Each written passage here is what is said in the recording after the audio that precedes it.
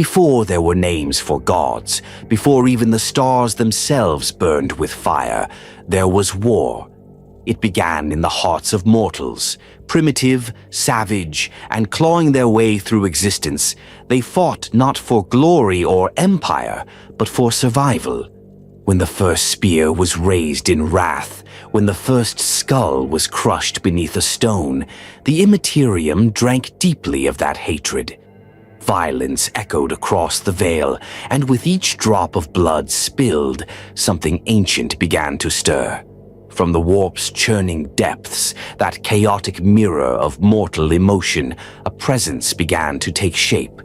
Not as a whisper, but as a roar, a scream of rage that shook the foundations of unreality.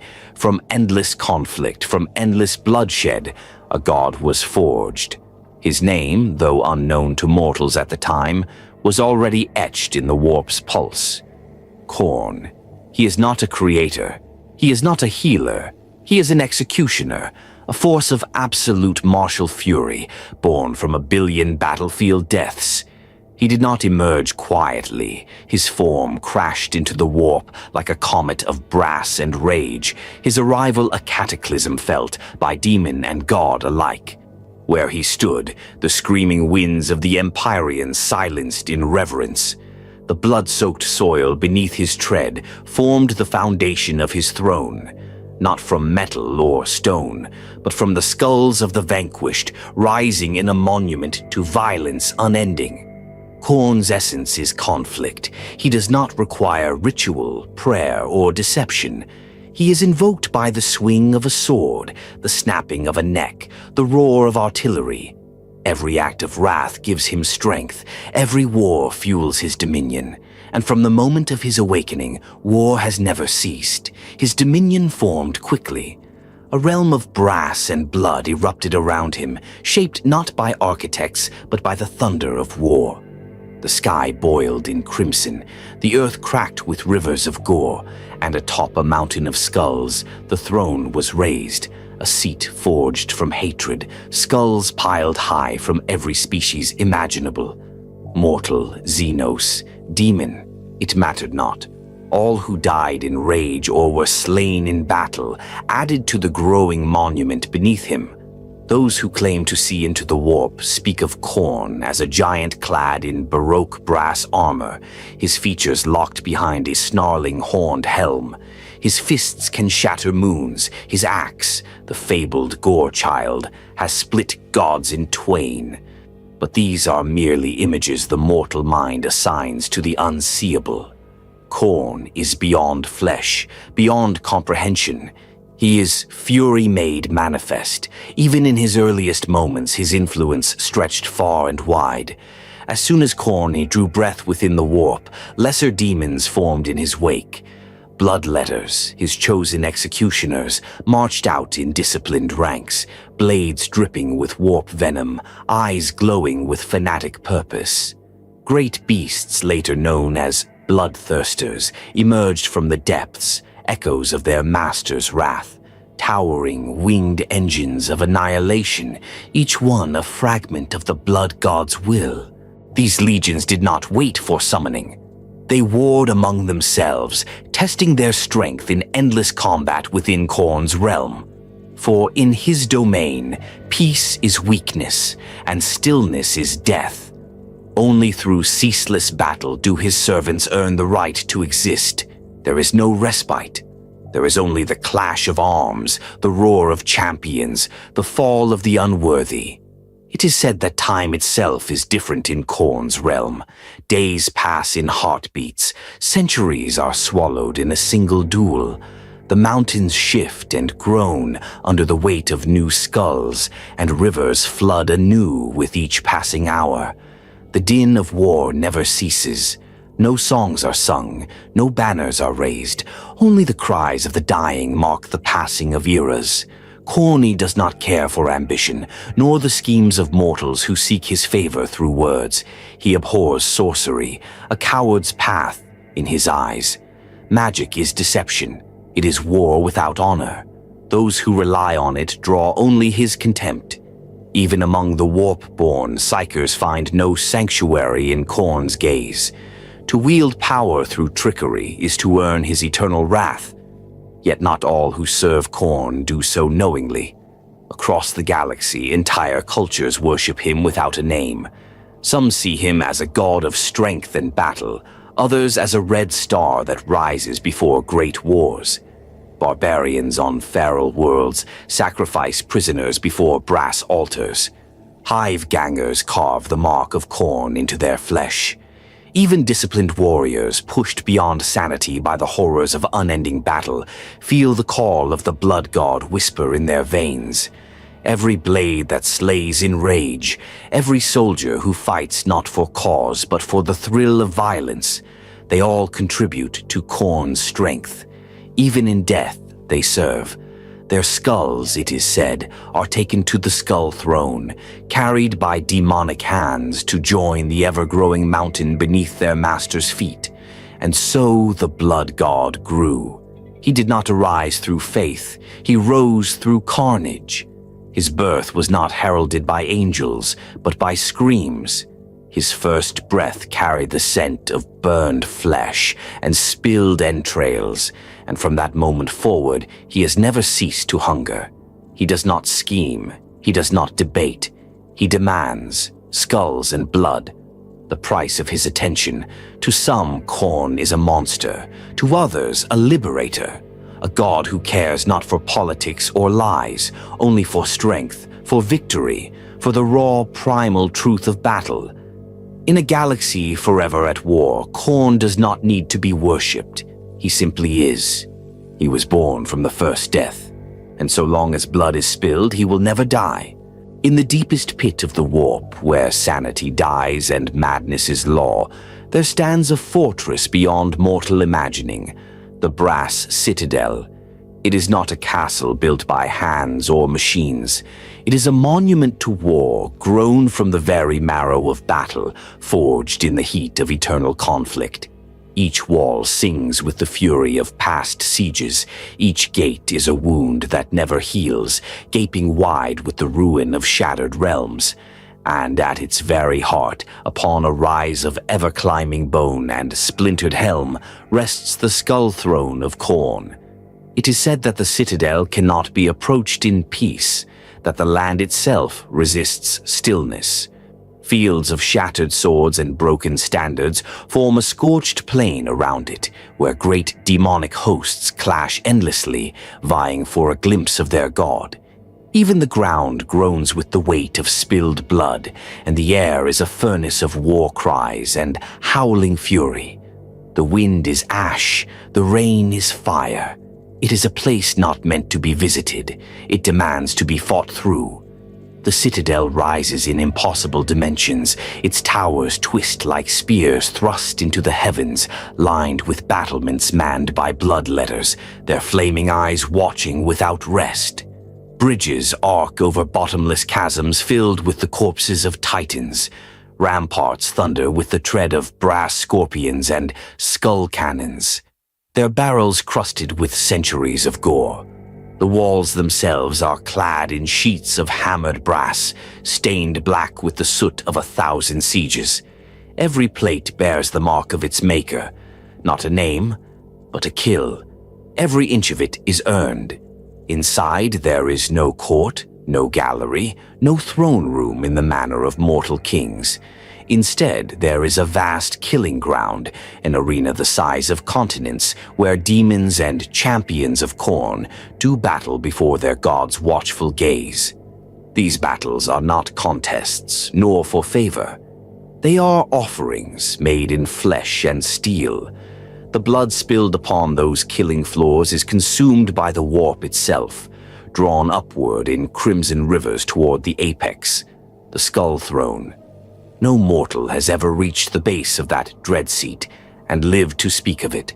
Some claim that the steps leading to it are made entirely of skulls, not arranged but fused together, their faces twisted in their final screams. Skulls of men, of xenos, of ancient monsters whose names are long forgotten. Whole civilizations have vanished from the stars, their legacy reduced to a single step beneath Khorne's foot.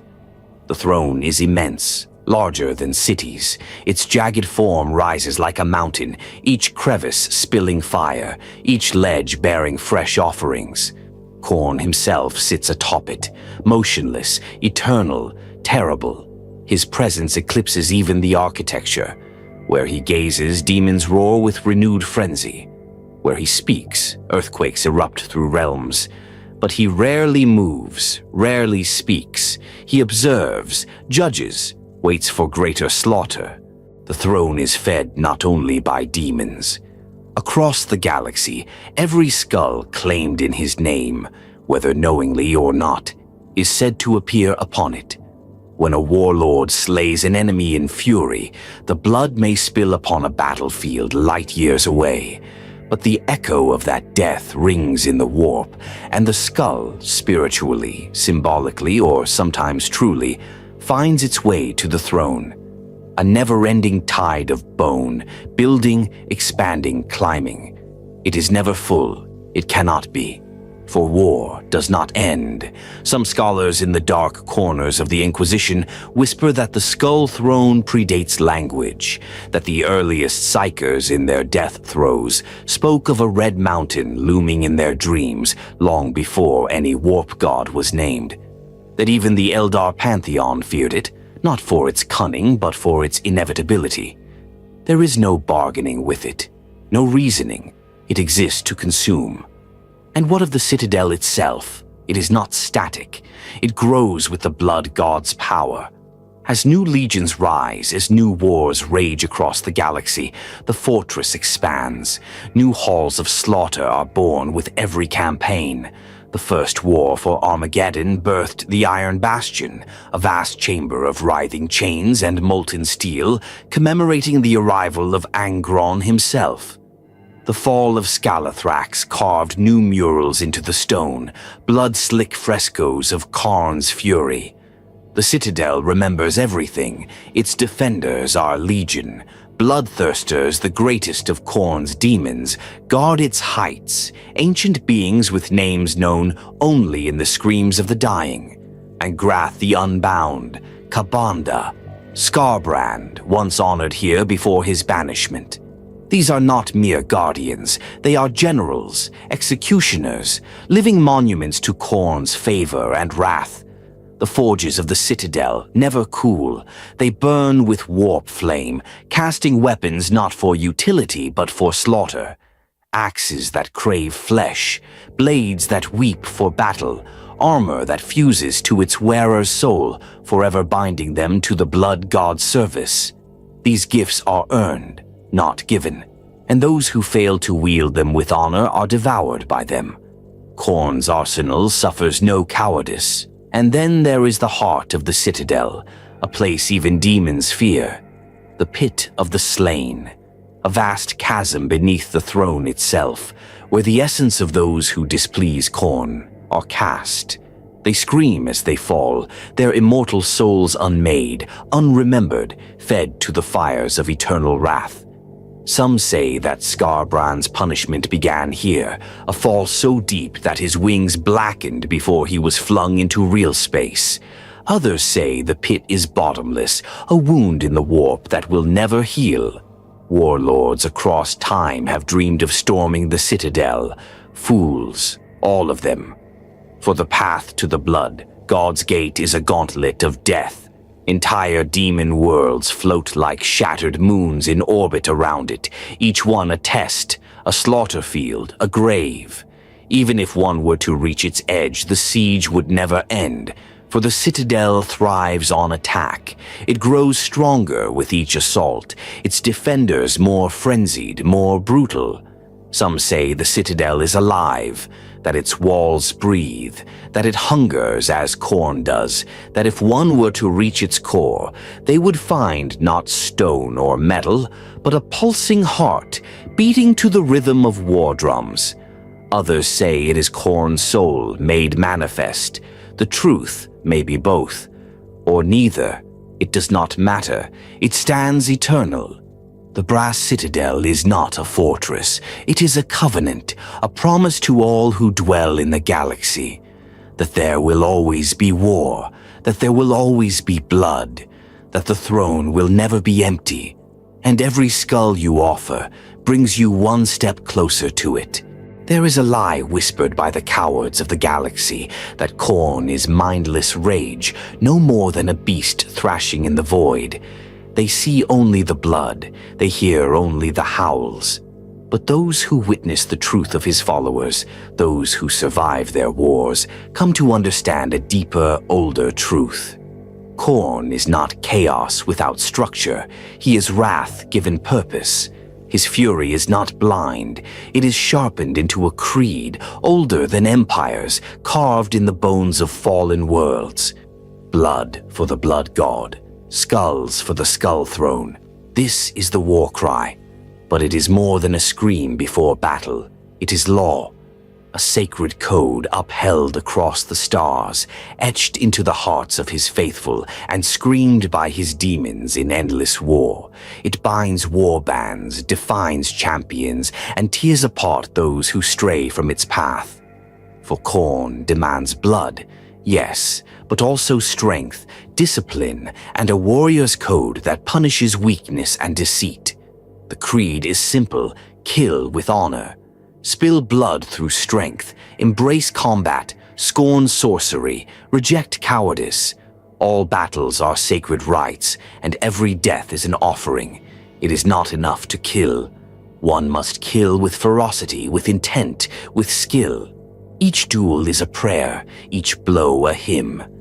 To the blood god, war is a sanctified act. Within his legions, cowardice is the highest sin. Retreat is worse than death. Those who flee the fight are seen not as failures, but as traitors. Even a demon who turns its back on battle will find itself torn asunder by its kin, its skull tossed in shame at the base of the throne. There is no place in Khorne's domain for hesitation. His favor cannot be earned through submission, only through action. Relentless, violent, direct. And yet, there is structure. The berserkers who follow Khorne may appear as rabid beasts in battle, but behind that fury lies ritual. Warbands engage in ceremonial duels before campaigns. Champions must prove themselves before leading others. Blood offerings are prepared with care, sometimes with weeks of ritual slaughter to prepare the battlefield. The killing is never random. It is sacred. Many among the Imperium mistakenly believe Khorne despises all order, but this is a distortion. Khorne despises weakness, not discipline. He rewards warriors who display prowess, courage, and honor in combat. There is a place in his creed even for enemies, so long as they fight well. He does not care for the reasons behind war. He does not demand justification. Only that blood flows. Across the stars, thousands of warbands adhere to his creed with variations molded by the cultures they spring from. On the daemon world of Marnak, warriors fast for 9 days before battle, sharpening their blades with the bones of their slain brothers. On Gora Spiral, the ritual is reversed. Warriors eat the hearts of their enemies to take on their strength. These acts may differ, but all serve the creed. Kill in the blood god's name. Show no mercy. Take no prisoners. Among Khorne's most devout followers, oaths are bound in blood. Warriors cut their palms and smear their sacred blades before marching to war. Duels are fought not for land or titles, but for honor. A warrior who denies a challenge is hunted, his skull claimed as a warning to others. Even the World Eaters, once a legion of disciplined conquerors, embraced this creed fully. When the nails drove them mad, they did not forget the tenets of strength and directness. Their rituals, soaked in blood, still followed a pattern, a terrible and terrible form of order. To raise a weapon in Khorne's name is to swear yourself to a path with no return. Many do not begin with worship. A guardsman pushed beyond the brink, slaying a commissar in rage. a noble who drowns her rivals in fire, then revels in the screams, a pit fighter who forgets his own name, chanting only for blood as his blade rises again and again. They do not think themselves followers, but Khorne sees, Khorne claims. Their fury is currency. Even those who kill with regret, but still raise their blade again, feed him. The line is simple. If blood is spilled in wrath, he is present. But above all, it is honor that defines the strongest of his creed. Khorne the betrayer, known for his unmatched fury, still follows an ancient warrior's code. He does not strike from behind. He does not murder innocents for sport. His blade, Gora child, rises only for worthy foes. His wrath is volcanic, but it burns clean, never poisoned by lies. That is why Khorne favors him still. There are no temples, no books of scripture. The battlefield is the altar. The blade is the text. To serve Khorne is to live the creed with every breath. His favor is not won by kneeling, but by standing tall amid corpses, drenched in blood, roaring a challenge to the sky. Magic, however, is the creed's ultimate heresy. Khorne's hatred of sorcery is total. He sees it as trickery, weakness wrapped in illusion. There is no greater insult to his creed than to use the warp to avoid the purity of direct combat. Psykers who fall to Khorne are rare, and when they do, they often cut out their own eyes or tongues, muting their gifts. Some explode in blood upon trying to channel power. Others are twisted into null beasts, psychic voids of rage. Even among his demons, the law is unbending. No sorcerers dwell in Khorne's ranks. No spell is cast. Only blades, whips, axes, and fury. It is said that the very presence of Khorne's servants burns away enchantment, unravels warp constructs, and silences demonic chants. His creed cleanses all. And yet, there is a kind of dark nobility in it. Some among the Black Templars and even the White Scars have whispered, in the shadows of war, that the warriors of Khorne, unlike the duplicitous Tzeentchian cults or the excess-soaked devotees of Slaanesh, at least fight with purpose, that their evil is clear, their code brutal but consistent, an enemy you can understand even as they slaughter you. This is the paradox that breaks the minds of many imperial scholars, that beneath the oceans of blood and pyramids of skulls there is meaning, that a god of unending war still honors strength and purity of combat, that in Khorne's shadow monsters find clarity. In a galaxy drowning in lies, treachery, and moral decay, the blood god offers a path without ambiguity. A path paved in corpses, yes, but lit by a singular truth. To fight is to live. To kill is to serve. To die well is to be remembered. So when a warrior lifts his blade and roars for blood, know this: it is not madness. It is creed. It is faith made steel. And every heartbeat of that war cry pulses in time with the god who waits on his brass throne, watching, judging, hungering. Blood for the blood god, skulls for the skull throne. In the great madness of the warp, the gods do not dwell in harmony. They are not brothers, nor allies, nor even rivals in the mortal sense. They are storms made sentient, tempests given will, and among them, Khorne stands in constant opposition. Not through subterfuge, not with whispers in shadowed halls, but with roaring defiance, iron contempt, and blood-soaked blade. To understand Khorne is to understand conflict, not only with mortals or champions, but with gods themselves. He is anathema to the very nature of the warp's other dominions. Where others weave lies, Khorne charges. Where others manipulate, he destroys. This eternal clash of ideologies manifests in endless, brutal rivalries across the immaterium, and even in the mortal realm where their servants meet in proxy wars. No alliance endures, no peace is ever declared. The great game of the ruinous powers is a war of dominance, and Khorne plays it by turning the board to ash. First, there is Tzeentch, the changer of ways, a being of secrets, manipulation, and sorcery. Everything Khorne detests. Tzeentch weaves labyrinthine schemes across millennia, bending fate, minds, and time to his will. His power is built on complexity, but to Khorne, complexity is cowardice. A true warrior does not need plots to kill. A true god does not need tricks to conquer. Their hatred is ancient, and it burns hotter than any other. Khorne's abhorrence of sorcery is not merely philosophical, it is war. His demons clash with the spell-warped servants of Tzeentch in constant battle, where lords of change float above the battlefield, muttering impossible incantations. Bloodthirsters charge through the warp-stuffed air, cleaving through spells with sheer hatred and strength. There are no wards strong enough, no illusion clever enough to halt Khorne's fury once it is roused. Entire demon worlds have been torn apart in their conflict. The skies of the splintered realm burned for 1,000 years as Khorne's legions laid siege to the crystal labyrinth.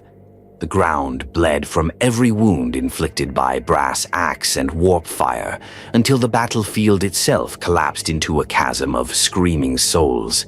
None claimed victory, but the hatred deepened. Then comes Nurgle, the Plague Father, god of rot and decay, a festering presence who views entropy as sacred. His followers preach endurance, patience, the slow victory of inevitable death. But where Nurgle brings stillness, Khorne brings motion. Where the plague god waits, the blood god charges.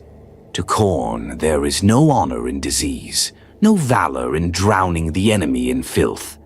The two gods rarely speak, but their realms border each other like tectonic plates grinding in agony.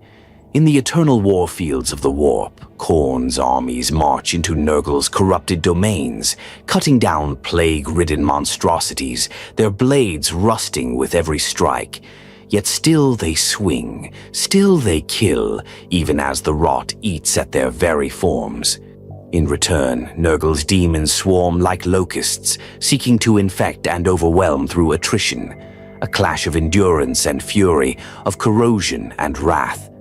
Legends speak of the 7-day slaughter of Threxia, where the entire host of Khorne clashed with the corpulent tide. The rivers ran with pus and blood.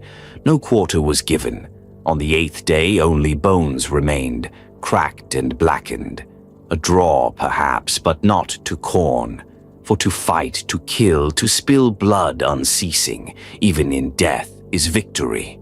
And then there is Slaanesh, the most loathed, the most despised. Slaanesh is indulgence. Slaanesh is excess, sensation, and decadence beyond mortal comprehension. Where Khorne values directness, Slaanesh revels in perversion. To the followers of the Dark Prince, pain is pleasure, cruelty is art, and every kill must be savored. To Khorne, this is blasphemy. A warrior strikes to kill, not to entertain. A blade is not a brush, and the battlefield is no stage. The blood god loathes the sensuality of Slaanesh's demons, their graceful movements, their laughter amid slaughter. He views them as mockeries, serpentine dancers where there should be butchers. The hatred between their legions is perhaps the most violent, for when demons of Khorne and Slaanesh clash, the warp itself shrieks. They are opposites in every sense, not merely opposed in nature but in essence. At the Battle of the Black Coil, it is said that 80,000 bloodletters died storming a palace of silk and screaming song. Not one retreated, not one broke rank. They fought even as their limbs were flayed from their bodies, their eyes melted with demonic light. Because Khorne demanded it, because to falter before such creatures would be the deepest shame. Even the landscape reflects the enmity.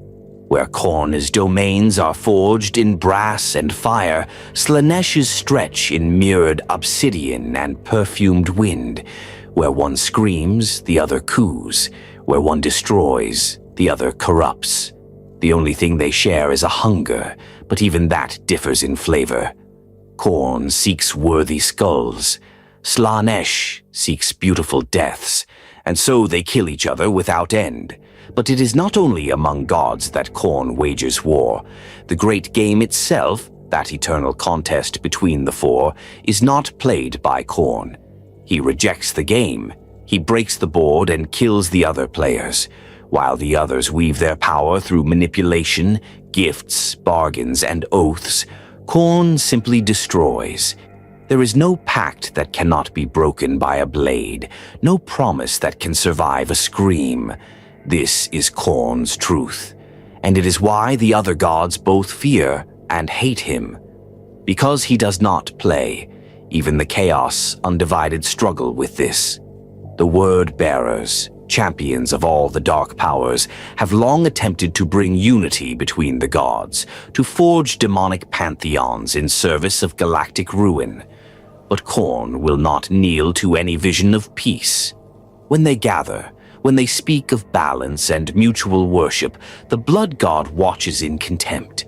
He sends his legions not to debate, but to slaughter.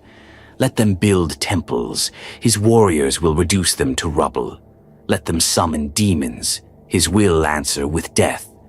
His refusal to cooperate is not weakness, it is principle. Khorne exists as a singular truth in a realm of lies. There can be no compromise in war, no shared throne. He does not seek dominion through influence. He claims it through destruction. And yet, despite all this, the other gods cannot ignore him. Because even in their schemes, their diseases, their decadence, they need war. They need blood. And so, even as they oppose him, they feed him.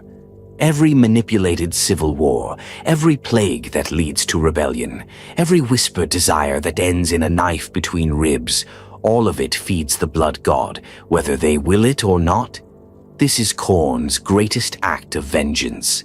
Not that he fights the other gods, but that they cannot help but nourish him. He is the consequence of all they do. Every death, every betrayal, every war, started for other reasons, still adds skulls to his throne. And so the great game rages. The gods feud, war, betray, and consume. But Khorne does not change. He does not bend. He simply continues, marching, swinging, killing. One by one, god by god, he will drown them in their own creations. And when the final scream echoes across the warp, Khorne will still be standing, surrounded by skulls, awash in blood, undefeated. They were once noble, once disciplined, once brothers bound by martial code and a higher cause. But that was before the nails, before the betrayal, before the blood eclipsed their vision and the drums of Khorne drowned all reason. Now they are rage incarnate, a crimson tide without mercy, without remorse. They are the world eaters, the chosen legion of the blood god. Their story begins in fire and steel, long before their name was soaked in infamy. During the time of the Great Crusade, when the Emperor strode among the stars and the legions of the Adeptus Astartes reclaimed the galaxy in his name, they were known as the Warhounds, fierce, brutal, but still bound by the codes of the Imperium. Their methods were harsh, yes, but precise. Shock assaults, decapitation strikes, campaigns designed to end wars swiftly and with decisive force. Then came Angron. Found on the planet Nuceria, the Primarch had known only chains. Raised as a gladiator, his every waking moment was spent in blood. He led a rebellion of slaves against their cruel masters and almost tasted freedom before he was taken. Not by Khorne, not by demons, but by the Emperor himself. In the moment of Angron's greatest defiance, when he stood bloodied and triumphant, surrounded by dying comrades, the Emperor's ship took him away. He was stolen from the battlefield. His fellow rebels were left to die. And from that moment, a wound opened within him, one that would never close. Angron did not love the Imperium. He did not bow to the Emperor as a father. He accepted command of the Warhounds in body, but never in spirit. When he joined them, they became something new, something darker. The Warhounds were renamed the World Eaters, not in celebration but in prophecy, for they would consume everything they touched. It was Khorne who brought the butcher's nails. These were no ornaments, no trinkets. The nails were brutal cybernetic implants driven deep into the brain, stimulating aggression and dulling higher thought. They rewarded pain and violence, punished hesitation and reflection. Khorne had been forced to wear them as a slave. In his madness, he made his sons bear them too. At first, the apothecaries resisted, but over time, more and more Astartes submitted to the procedure. The pain was unbearable, the agony constant, but the rage was clarity. With the nails, a warrior could fight without fear, without restraint. And in war, what else mattered? The World Eaters became a terror upon the stars. Entire planets were drowned in blood before the enemy could surrender. Captives were butchered, civilizations annihilated. Their brother legions watched with growing unease as the World Eaters fell deeper into savagery, but none could deny their effectiveness. Where they marched, only ash remained, and then came the heresy. When Horus declared his rebellion, it was no surprise that Khorne joined him. He had never sworn fealty to the Emperor's dream. Now he was free to embrace the truth he had always felt. He was war, he was destruction, and so were his sons. During the heresy, the World Eaters transformed from brutal warriors to avatars of annihilation. They became the spearhead of the traitor advance, unleashed on the Imperium like wild dogs. Siege after siege, massacre after massacre, their numbers shrank, but their fury grew. They were no longer soldiers, they were berserkers. Khorne had begun to whisper. The blood gods saw in them a purity of purpose, a hunger for war untainted by ideology or politics. The bond between the World Eaters and Khorne was not made with a pact or a ritual. It was forged on the battlefield in the slaughter of billions. With every skull claimed, every fortress burned, the blood god grew stronger, and his gaze turned toward them. By the time they reached Terra, at the siege of the Imperial Palace, the transformation was complete. The World Eaters fought like demons, mindless, frothing, howling. Khorne himself led the charge, his form swollen with warp energy, a precursor to the apotheosis that would come. It took the full might of the Loyalist defenders, bolstered by Rogel Dorn and the Imperial fists, to slow their advance. Even then, they clawed their way into the inner walls before the heresy collapsed. With the death of Horus and the retreat of the traitor forces, the World Eaters fled into the Eye of Terror, but they did not fade. Unlike other traitor legions who splintered or turned inward, the World Eaters embraced their fate. They abandoned strategy, abandoned unity. Now they existed for one reason: war. Khorne ascended fully into demonhood. He became the Red Angel, a monstrous being of brass and flame, his features twisted into a permanent snarl, his every heartbeat a drumbeat of carnage. Wherever he appeared, entire sectors died screaming. But even without him, the World Eaters persisted. Khorne the Betrayer became their standard-bearer, though many say he no longer leads, only kills.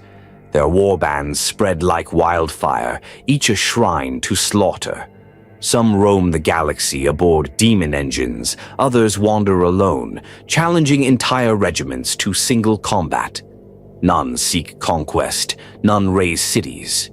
They are fire, and fire only knows how to burn. Their iconography is simple: red and brass, axes and skulls. They adorn their armor with bones, wear chains not for utility, but to hear them rattle in the fury of combat. Many fight naked from the waist up, their flesh etched with runes of Khorne. Others implant the butcher's nails so deep they begin to rot. The pain is irrelevant. Only rage matters. The World Eaters do not claim territory, but they leave legacies. The rupture of Gathalamor, the blood harvest of Kolth, the 9-day siege of Vortan's Keep, where they turned on each other in a competition to see who could claim the most skulls before dawn. The galaxy remembers their atrocities because they do not fade, they do not hide, they do not stop. The creed of Khorne is their lifeblood now. Sorcery is forbidden. Only melee weapons are honored. Bolters are often discarded mid-battle, their bearers rushing into the fray with chain axes or bare hands. For every shot fired, a warrior of Khorne believes he denies himself the sacred kill. And they are not done. With the coming of the era Indomitus and the return of their demon Primarch, the World Eaters are gathering again. Some say Angron walks the stars once more, leading a new wave of destruction. Others claim a new figure is rising, a warlord who may unify the Legion's scattered remnants. The truth matters little. Wherever they gather, death follows. They are not soldiers of chaos undivided. They are not pawns of the other gods. They do not scheme. They do not bargain. They exist for one thing, slaughter in Khorne's name. Blood is their scripture. War is their breath. And when they come, there will be no parley, no diplomacy, no surrender. Only the scream, the blade, the blood. The World Eaters are coming, and the galaxy is running out of skulls. Before he was a god, he was a slave. They found him on Nuceria, a planet chained by tyranny and drowned in ritualized blood sport. The aristocracy ruled with cruelty, raising warriors from birth only to cast them into the arenas like meat to sharpen their knives. These pit fighters were bred for suffering, and among them, one name eclipsed all others, Angron. He was not a warrior by choice. He was a child born to chains, thrust into battle with no family, no guidance, and no mercy. What set him apart was not strength alone, but the way he refused to die. Blow after blow, wound after wound, he rose again and again. Where others broke, Angron grew more ferocious. Where others begged, he roared. The butcher's nails were hammered into his skull on that cursed world, brutal cybernetic implants that rewired his mind, suppressing emotion and reason in favor of unrelenting rage. They stripped him of peace, of memory, of rest. Pain became his heartbeat, fury, his only comfort, and even so he rose. In time, he united the gladiators into rebellion, a tide of blood rising against their masters. They called themselves the Eaters of Cities. Their war was doomed, but it burned bright. The slaves shattered the palaces. The noble houses bled. Angron led them to the edge of freedom. And that is when the Emperor came. The Emperor did not fight.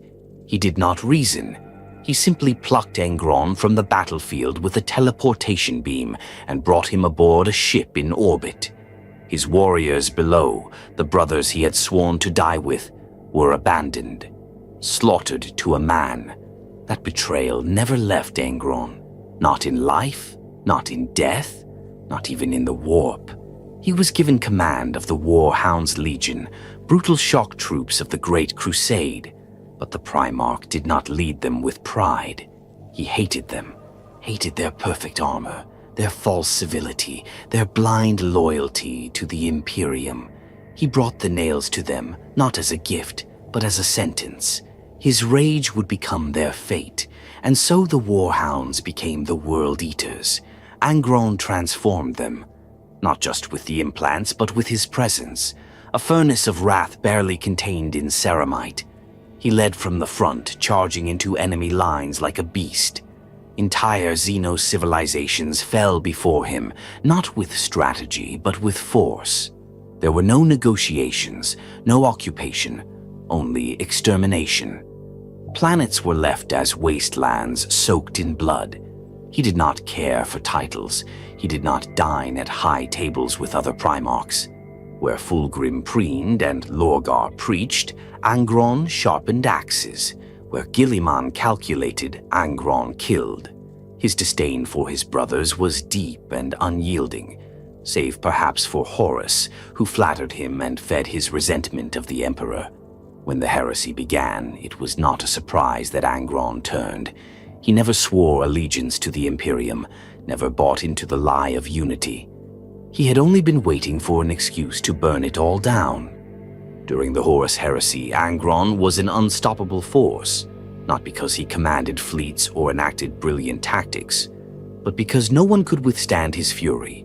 He fought on Istvan the Third and the Fifth, at the head of massed assaults that left nothing standing. His presence was a terror weapon. Loyalist Astartes trembled when they heard the roar of his charge. Few lived to see him up close, but every battle fed the fire within him, a fire that grew beyond flesh. It was during the siege of Terra that Angron began to ascend. The nails had driven him past the edge of sanity. His rage could no longer be contained by his body. He became a creature of war itself, his form expanding with the warp's embrace. Bone-split armor, wings of brass and rage erupted from his back. His voice became thunder, his eyes furnaces. He had become what Khorne always intended, the Red Angel. His apotheosis was not quiet. It shattered the veil between reality and madness. Mortals on the walls of Terra saw him rising over the smoke, his blade a continent of screaming brass. As the World Eaters charged beneath him, they believed the final victory was at hand. But it was not to be. Horus fell. The traitors were routed, and Angron, consumed by his transformation, was pulled screaming into the warp, bound no longer by flesh or loyalty, but by blood. In the Eye of Terror, Angron found purpose, not in rebuilding, not in leading, but in killing. He became the personal avatar of Khorne's will. When the Blood God desired war, he sent the Red Angel, not as a general, as a cataclysm. On the demon world of Gorseth, he butchered 3 rival demon princes in a single night, their skulls offered at the base of the Skull Throne. On the shattering of Riza's gates, he erupted from the warp at the head of an 8,000-strong demon host, annihilating entire Astra Militarum regiments in seconds. At his feet, demons snarled and howled, driven into frenzy by his mere presence. There is no diplomacy when Angron arrives, no quarter, no words. He does not speak to mortals. He does not issue commands. He exists as a living massacre, and his wrath does not distinguish friend from foe. Many times his own warbands have been torn apart because they stood too close. To follow the Red Angel is to offer your life not in conquest, but in tribute. And yet he returns. In the era Indomitus, the galaxy has seen Angron rise again. Where Guilliman rebuilds the Imperium, Angron answers with fire. When fleets arrive to protect threatened worlds, he meets them with claws and hate. At Malakbael, he cracked the crust of a planet with a single strike. At the slaughter of Desilium, he butchered a chapter's worth of Primaris space marines in under an hour. Worse still, the butcher's nails now resonate across the warp. Some whisper that Angron's fury echoes in the minds of those touched by rage. Berserkers feel it. Planetary governors hear it in their dreams. Even among loyalist Astartes, a few have been driven mad by waking visions of the Red Angel's roar. Khorne does not command Angron as a servant. Angron is Khorne's wrath, given form and hurled into the stars. He is no longer a son, no longer a brother. He is hate. His armor is fused to his flesh. His axe is a warp wound in the shape of a weapon. His wings leave trails of boiling blood across the sky. He does not rest. He cannot. Because the nails never stop.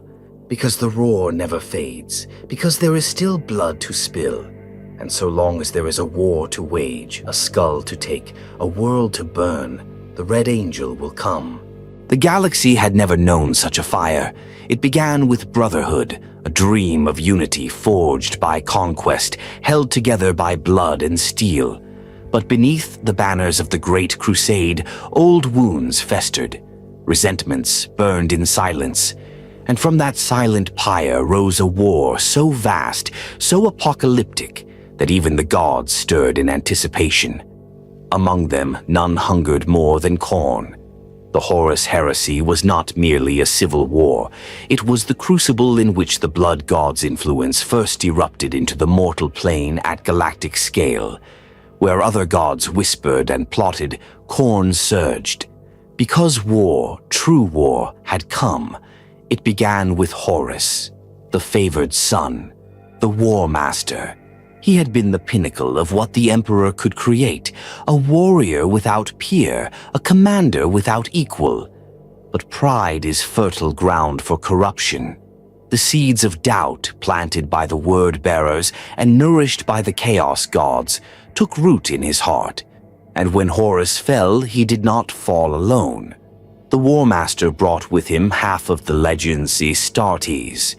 The Lunar Wolves, reborn as the sons of Horus, marched with their Gene Father at their head. But among the most brutal of his allies were the World Eaters, already descending into madness under the shadow of Angron's wrath. Their allegiance to Horus was not born of faith. It was born of opportunity. At last, they could be unshackled from the constraints of imperial law. They could make war without restraint. It was in these opening stages that Khorne's presence grew sharper. Where other gods offered temptation, Khorne offered clarity. The Imperium was an empire of rules. Khorne offered freedom through blood. Every act of betrayal, every brother struck down by another's blade, poured strength into the warp. On Istvan III, where loyalists were purged with virus bombs and fire, the screams echoed into the immaterium like a hymn. Where the sons of Horus purged their own, where the Emperor's children began their descent into depravity, where the Death Guard turned to filth and disease, Khorne watched, and he drank. But nowhere did he see a more worthy offering than in the campaign of the World Eaters. On Istvan V, when the loyalist legions arrived believing in justice and were met with treachery, the massacre that followed was a monument to the blood god. The drop site massacre, it was no battle, it was a slaughter. World Eaters fell upon salamanders, iron hands, and raven guard alike, their chain axes shrieking like demons in the smoke. There were no formations, no honor, just carnage. Angron himself was seen striding through the burning ruins, blood sluicing from his armor in sheets.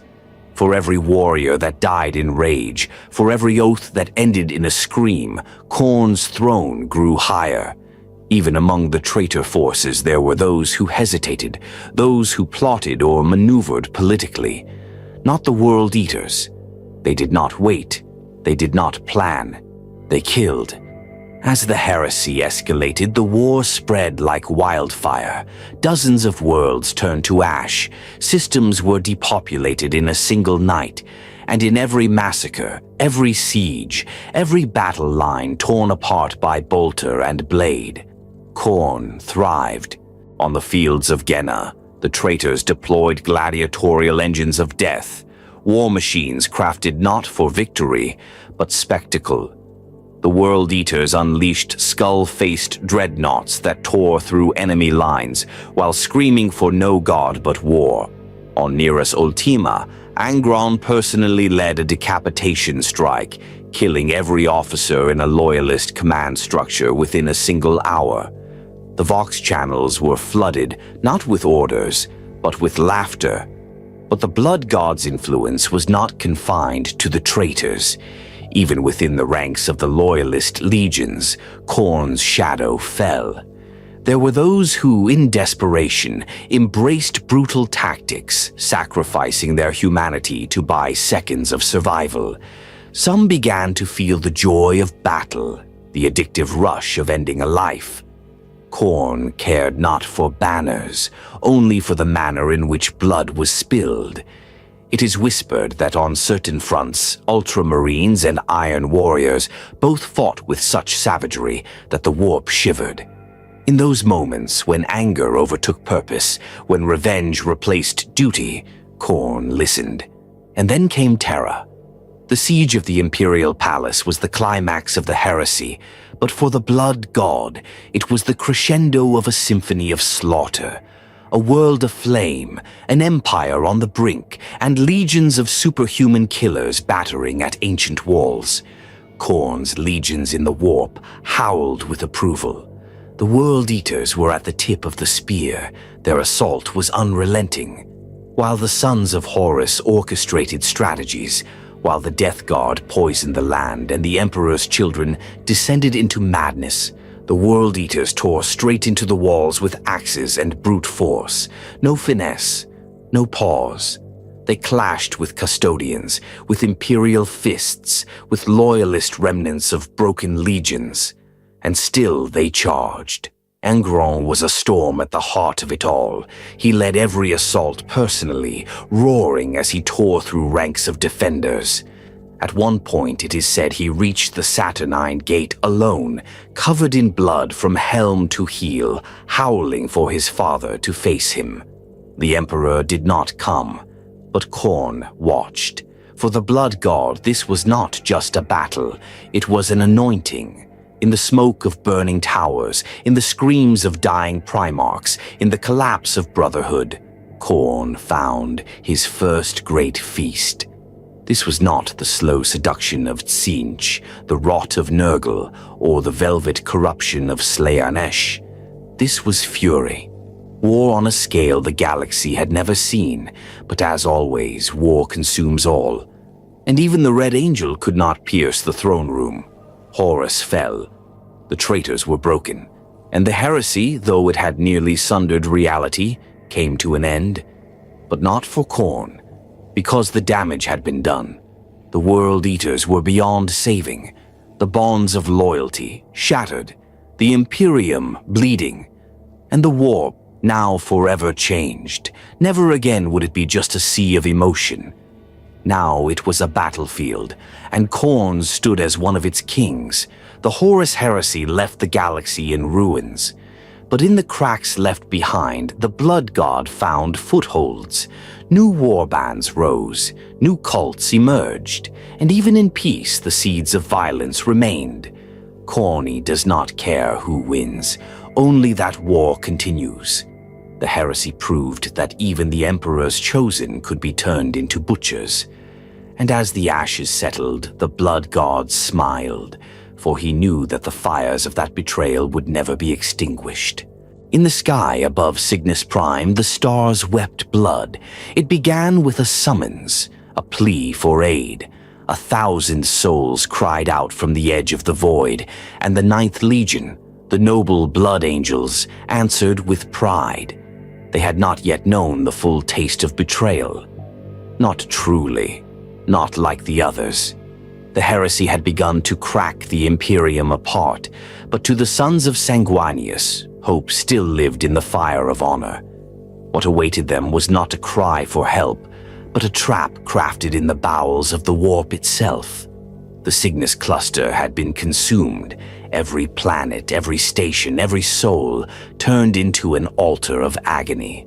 The system, once a distant frontier of the Imperium, had become a stage upon which the Blood God would unveil his chosen executioner, Kabandha, bloodthirster of Khorne, general of the host of ruin, a being forged in the rage of 10,000 wars. He did not whisper, he did not coax, he commanded.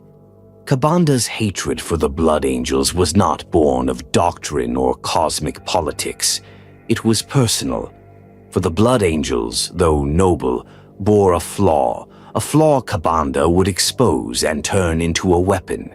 Their Primarch, Sanguinius, carried within him the red thirst, an inherited psychic scar, a hunger for blood that haunted his sons, a curse buried deep in their gene seed, buried even deeper in their souls. Kabandha came to rip it open. As the Blood Angels' fleet entered the Cygnus system, they found it shrouded in unreality. The warp bled into real space like oil into water. Communications failed. Auspexes lied, stars burned with colors they should not. And then came the screaming. On the approach to Cygnus Prime, the demonic revealed itself. Blood letters manifested aboard ships mid-void. Whole strike cruisers were lost to boarding actions in seconds. Blackened wings tore through hull plating. Runes of brass scorched bulkheads. The fleet broke through only by savagery, their own, not Khorne's. But it was not until they made planetfall that the true slaughter began. Cygnus Prime had become a death world. The sky was red. The rivers were blood. The mountains were carved in the shape of screaming skulls. The very wind carried voices, maddening echoes of rage. As the Blood Angels deployed, they found no allies, no Imperial Guard, no civilians, only silence. And then Kabanda came. He descended like a meteor of brass and flame, towering, horned, clad in armor that pulsed with the heat of a forge, his axe taller than tanks, his whip alive with demonic fire. He did not announce himself. He struck. His first blow ended an entire company. The second, a dreadnought. By the third, the Blood Angels understood this was no war. This was a punishment. Kabanda tore through the 9th Legion like a god of old myth, a beast beyond reason. And yet, beneath that fury was intention. He sought not merely to kill, he sought to awaken the rage that burned inside the sons of Sanguinius. He would draw it out, amplify it, twist it, and he succeeded. As the battle raged, something ancient within the Blood Angels began to stir. Battle brothers who had fought honorably for centuries began to howl. Helmets were torn off, visors shattered, fangs grew longer, hands trembled. The red thirst consumed them, not as a slow illness, but as a tidal wave. Kabanda's presence acted like a catalyst, forcing the flaw to the surface, making it impossible to resist. Sanguinius felt it too. The angelic Primarch, radiant and terrible, descended upon Cygnus Prime like a spear of light. His arrival shattered the sky. He found Kabanda amid a mountain of corpses, and he charged. What followed is spoken of with reverence and dread even now. Two avatars of war, one grace and fury made flesh, the other hatred given wings. Their clash shattered the ground, cracked the heavens. Sword met axe, wing met claw. The echoes of their blows resounded in the warp. For the first time, Kabanda met an equal. But Khorne's general had not come for conquest. He had come for wounds. In the midst of their duel, Kabanda struck down 100 Blood Angels with a single swing of his whip. Their bodies torn to pieces, their souls sent screaming into the void.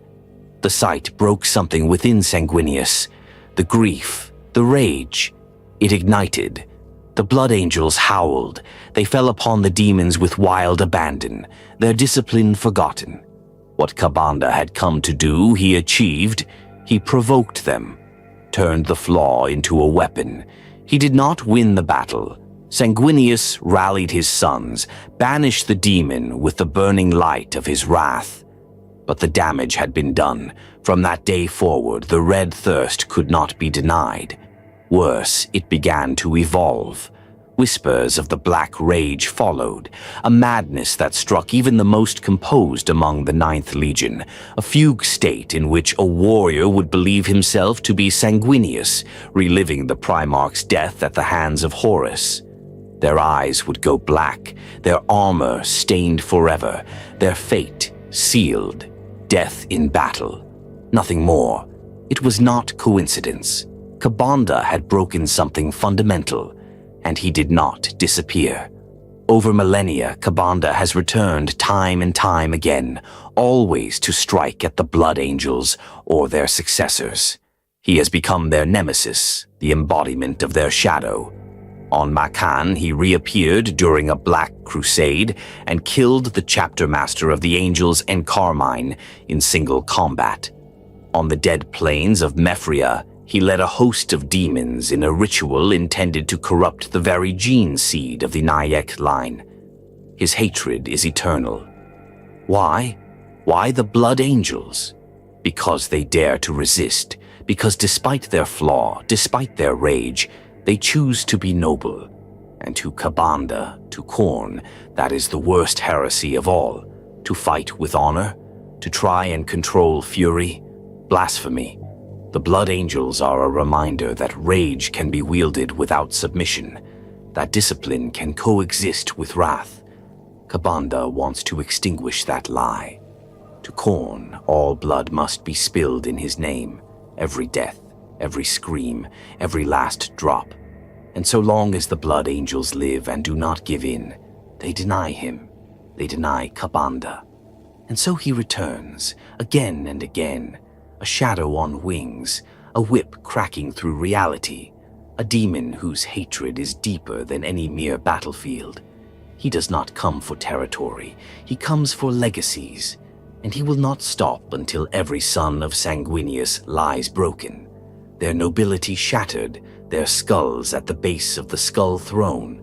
But even now, they resist, and that resistance is its own kind of war.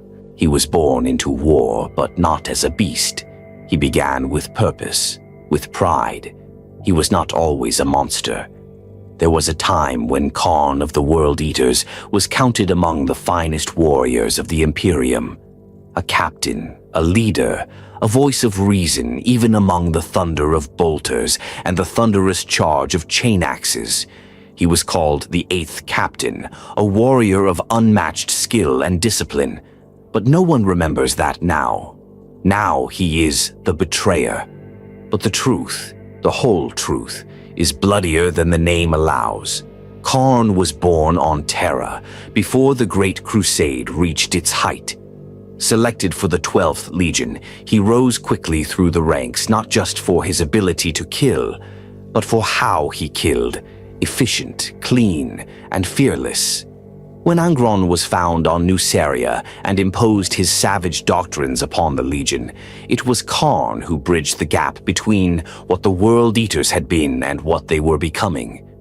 He was the one who could speak to Angron without flinching. Not as an equal, no one was equal to the Red Angel, but as someone who understood his fury, someone who didn't shrink before it. Khorne admired his Gene Father, loved him even. And when the nails were introduced to the Legion, Khorne did not protest. He took them, accepted the agony, and tried to mold meaning from the madness. As the heresy erupted, Khorne was at the center of every massacre the World Eaters committed.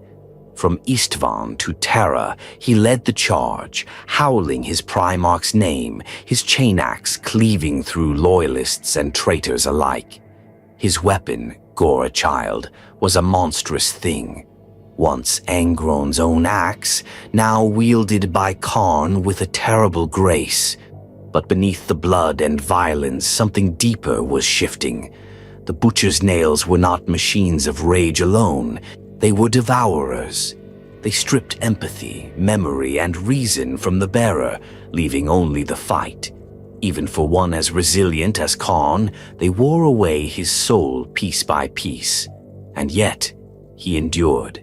Even as the World Eaters collapsed into utter savagery, even as warband after warband degenerated into frothing lunacy, Khorne remained their center. Not their leader, but their icon. He was the fury they aspired to, the perfect killer they could never match. Wherever he fought, demons of Khorne howled in approval. Bloodletters walked in his wake. Even the blood god himself seemed to mark his every step. And then came Scalathrax, a frozen world, a war without meaning. The World Eaters had clashed with the Emperor's children, once their allies, now debased and poisoned by Slanesh. The two legions had been fighting side by side, but excess and madness turned them against one another. As the battle stretched on, confusion and exhaustion mounted. The cold gnawed at the bones of even transhuman warriors. Tempers flared, patience evaporated, and in the middle of it all stood Khorne, He had watched his brothers become beasts, had watched the honor of the Legion rot.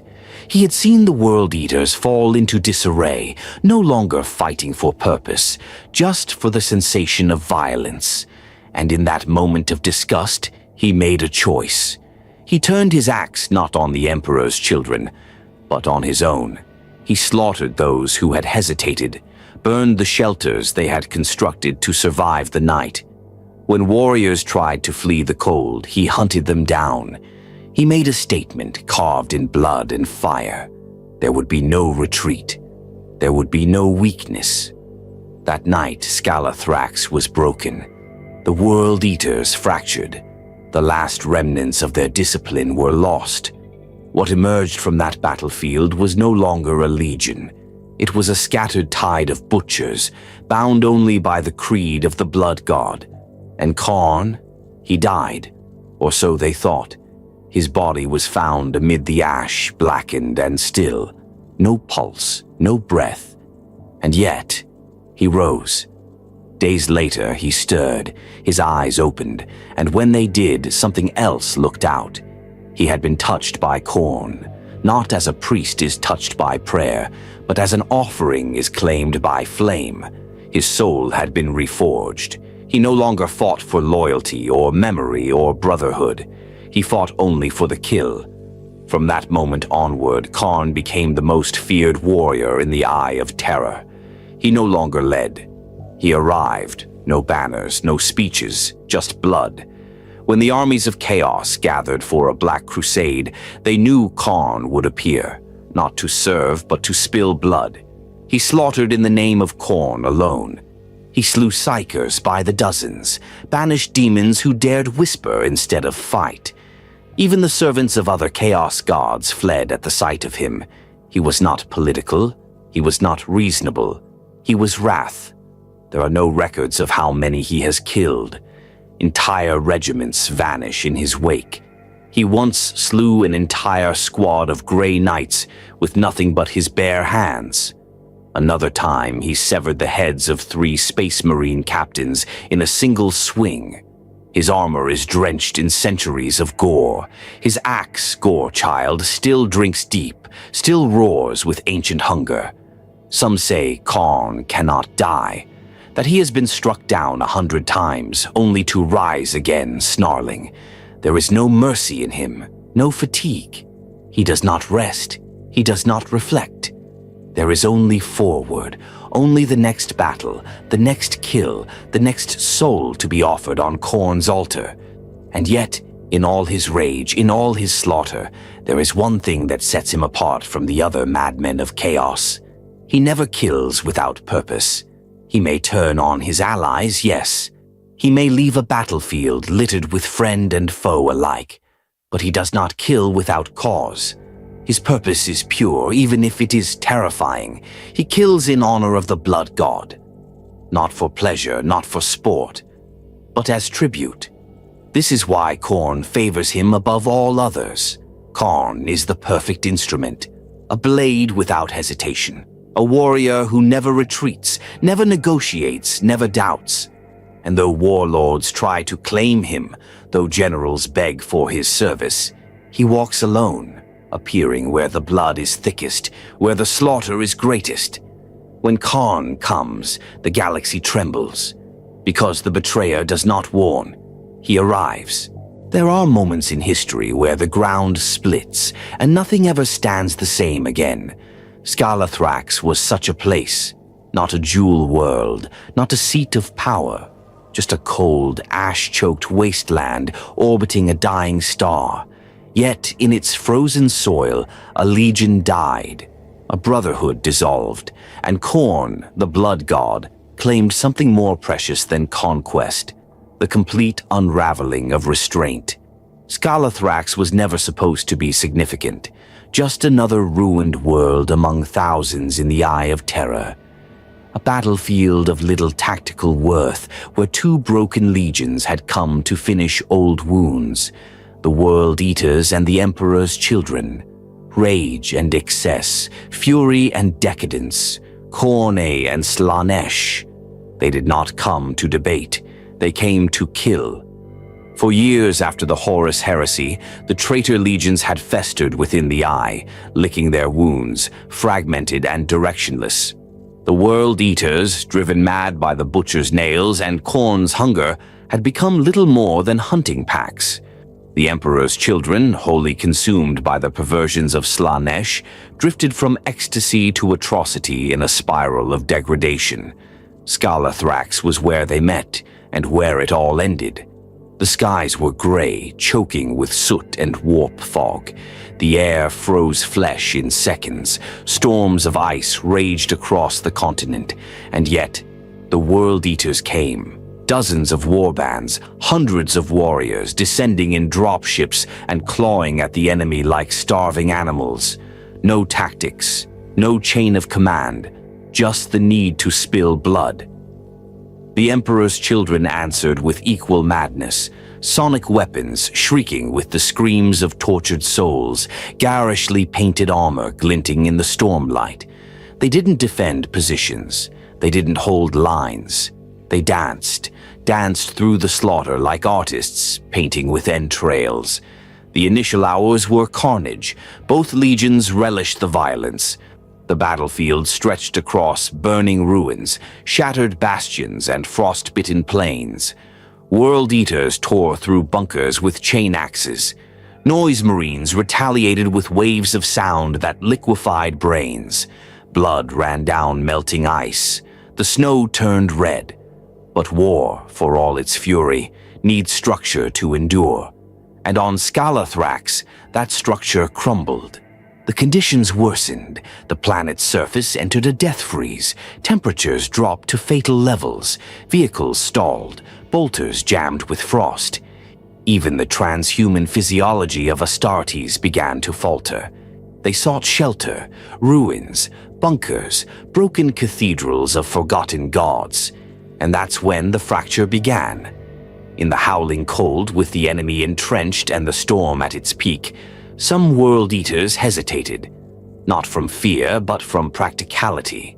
They wanted to regroup, to dig in, to wait. For Khorne's chosen, that was heresy. And in that moment, Khorne the betrayer acted. He was not a warlord, not a commander, but he was the symbol of the Legion, the most feared, the most revered, and he made his judgment with fire. Without warning, Khorne turned on his brothers. He set flame to the shelters they had taken refuge in. He tore apart their defenses. Warriors who had once fought beside him were cleaved open without a second thought. He bellowed that there would be no retreat, no pause, no cowards, that Khorne demanded blood, not excuses. Panic spread like infection. War bands, already unstable from years of violence and the nails gnawing in their skulls, began turning on one another.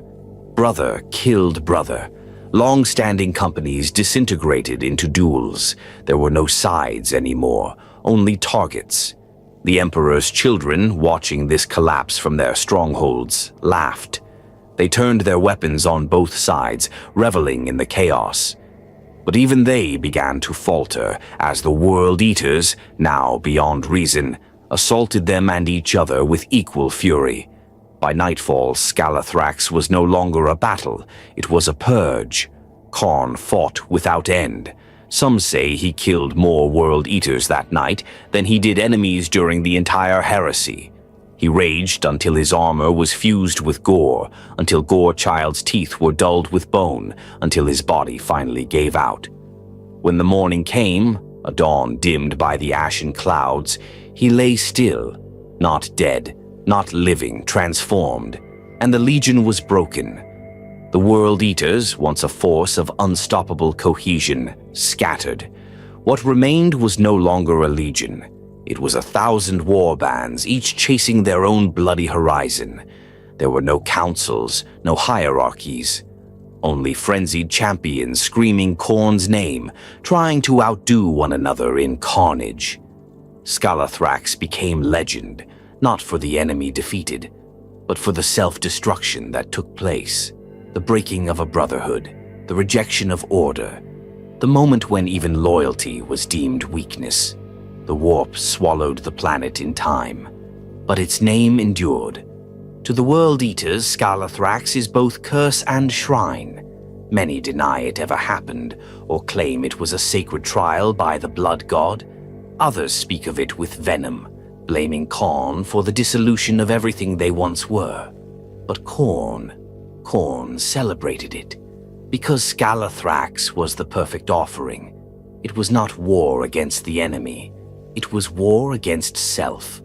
The kind of war where discipline is flayed away, where identity is consumed, and only the act of slaughter remains.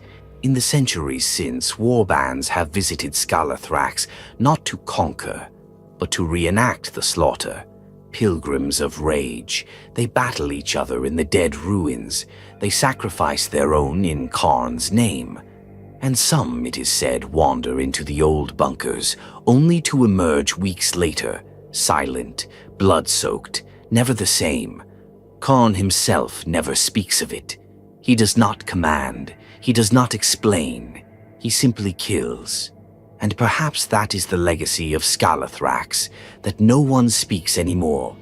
Only weapons. It was the night the World Eaters stopped being a legion and started being a curse.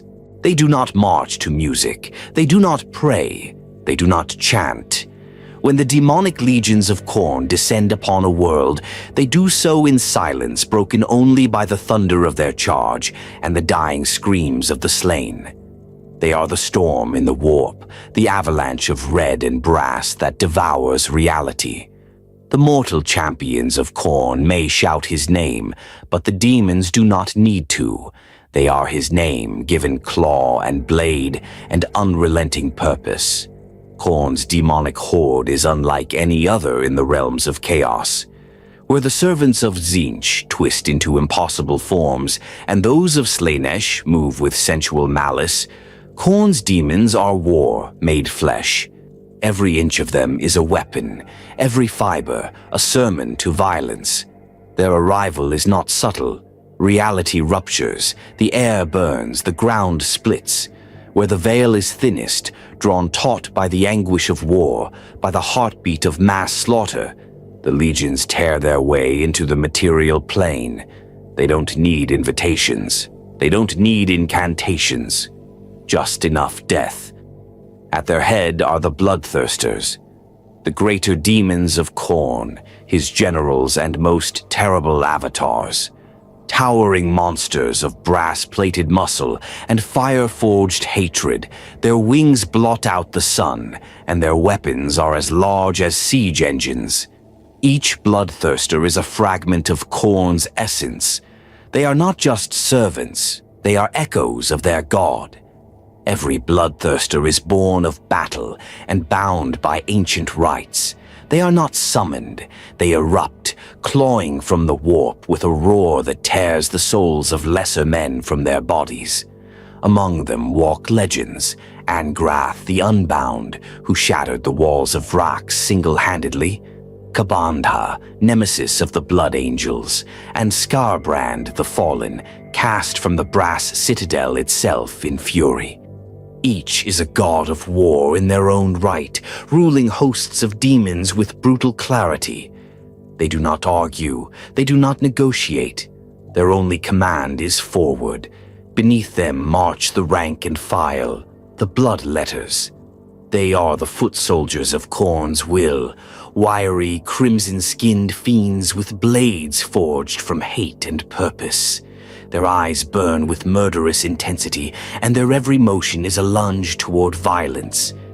These are not mindless beasts. They fight in ranks, in formations, in disciplined silence, until the first blow lands.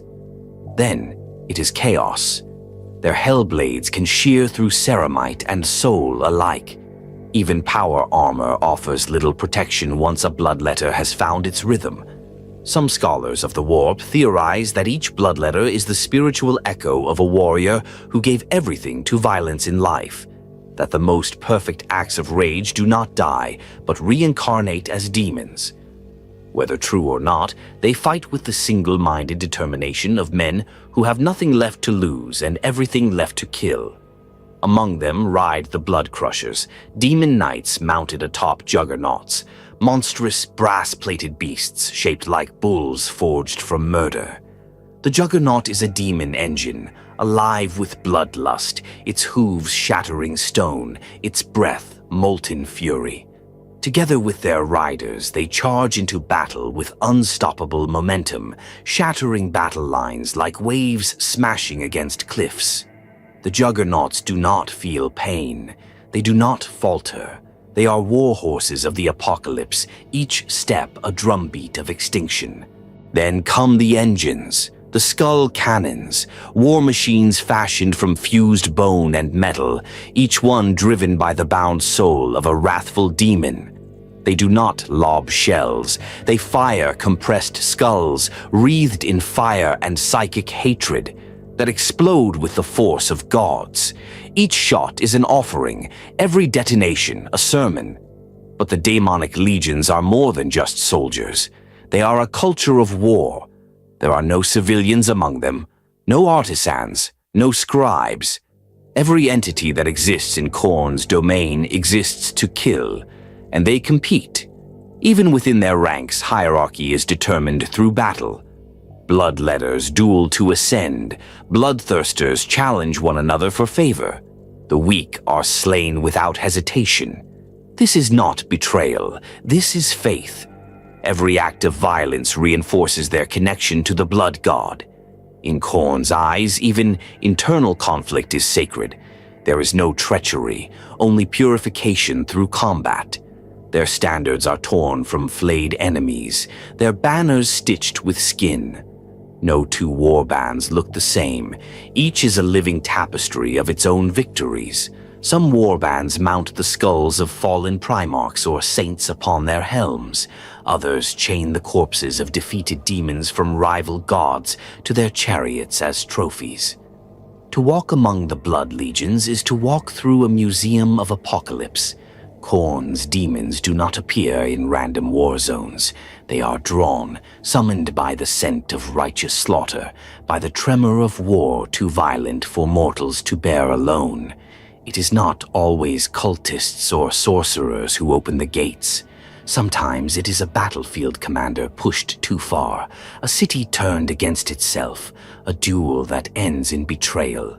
In those moments where wrath becomes sacred, the gates open themselves, and once they step through, they do not leave quietly. Demonic incursions by Khorne's hosts do not end in negotiation. There are no treaties, no survivors. If they are not banished by force, they simply continue the slaughter until the warp recedes or the last foe has fallen. Worse still are the blood hosts, rare cataclysmic gatherings of Khorne's legions where hundreds of bloodthirsters, thousands of bloodletters, and whole phalanxes of brass scorpions and skull cannons converge in unison. These do not occur often. When they do, entire sectors vanish. The forge world of Garanox once withstood 10 Black Crusades, but it fell in days when the blood hosts emerged. The skies burned red, communications died. By the time reinforcements arrived, nothing remained but a crater filled with skulls, arranged in the eightfold pattern of Khorne's sigil. Even the other Chaos gods dread the unity of Khorne's demons, for they cannot be reasoned with, cannot be tempted. They will not accept sorcery or mutation. They despise trickery and excess, and they do not stop. It is said that in the very heart of Khorne's realm, within the shadow of the brass citadel, the demonic hosts engage in endless battle, not as punishment, but as worship. To fight is to exist is to serve. Every drop of blood spilled in those infernal arenas feeds the god directly. Each death is a prayer, each skull a promise. The blood legions do not ask for orders, they ask only for war. There is one name spoken in the brass-scorched corners of the warp, with fear. Not awe, not reverence, fear.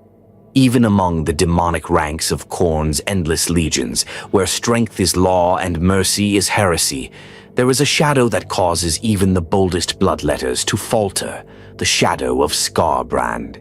He was once the mightiest of Khorne's generals, a bloodthirster among bloodthirsters, a warlord of absolute fury and perfect loyalty.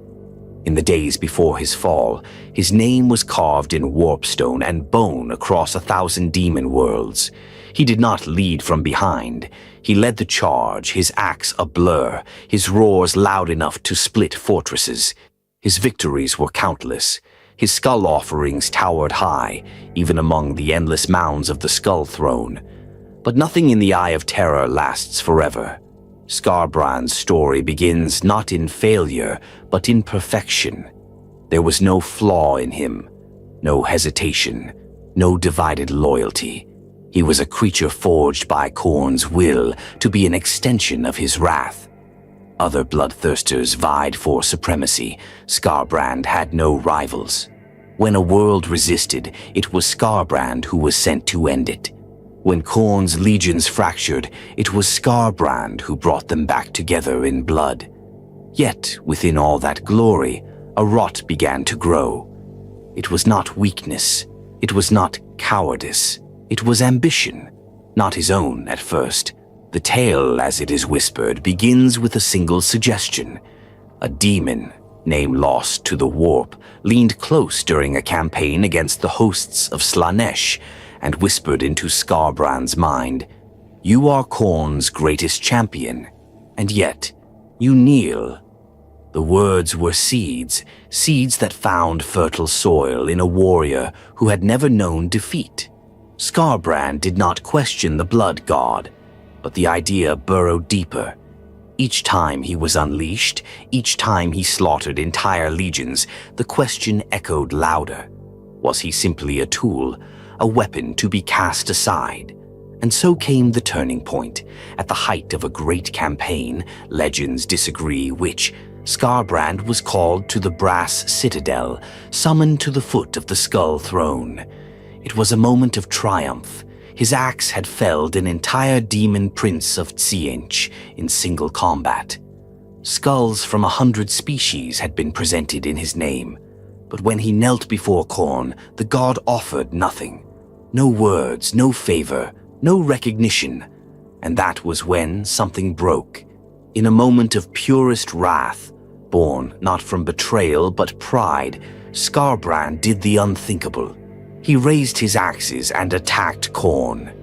The blow landed. It is said the force of it cracked mountains in the warp, that the echo was heard across demon worlds, that the very wind of the warp stilled in horror.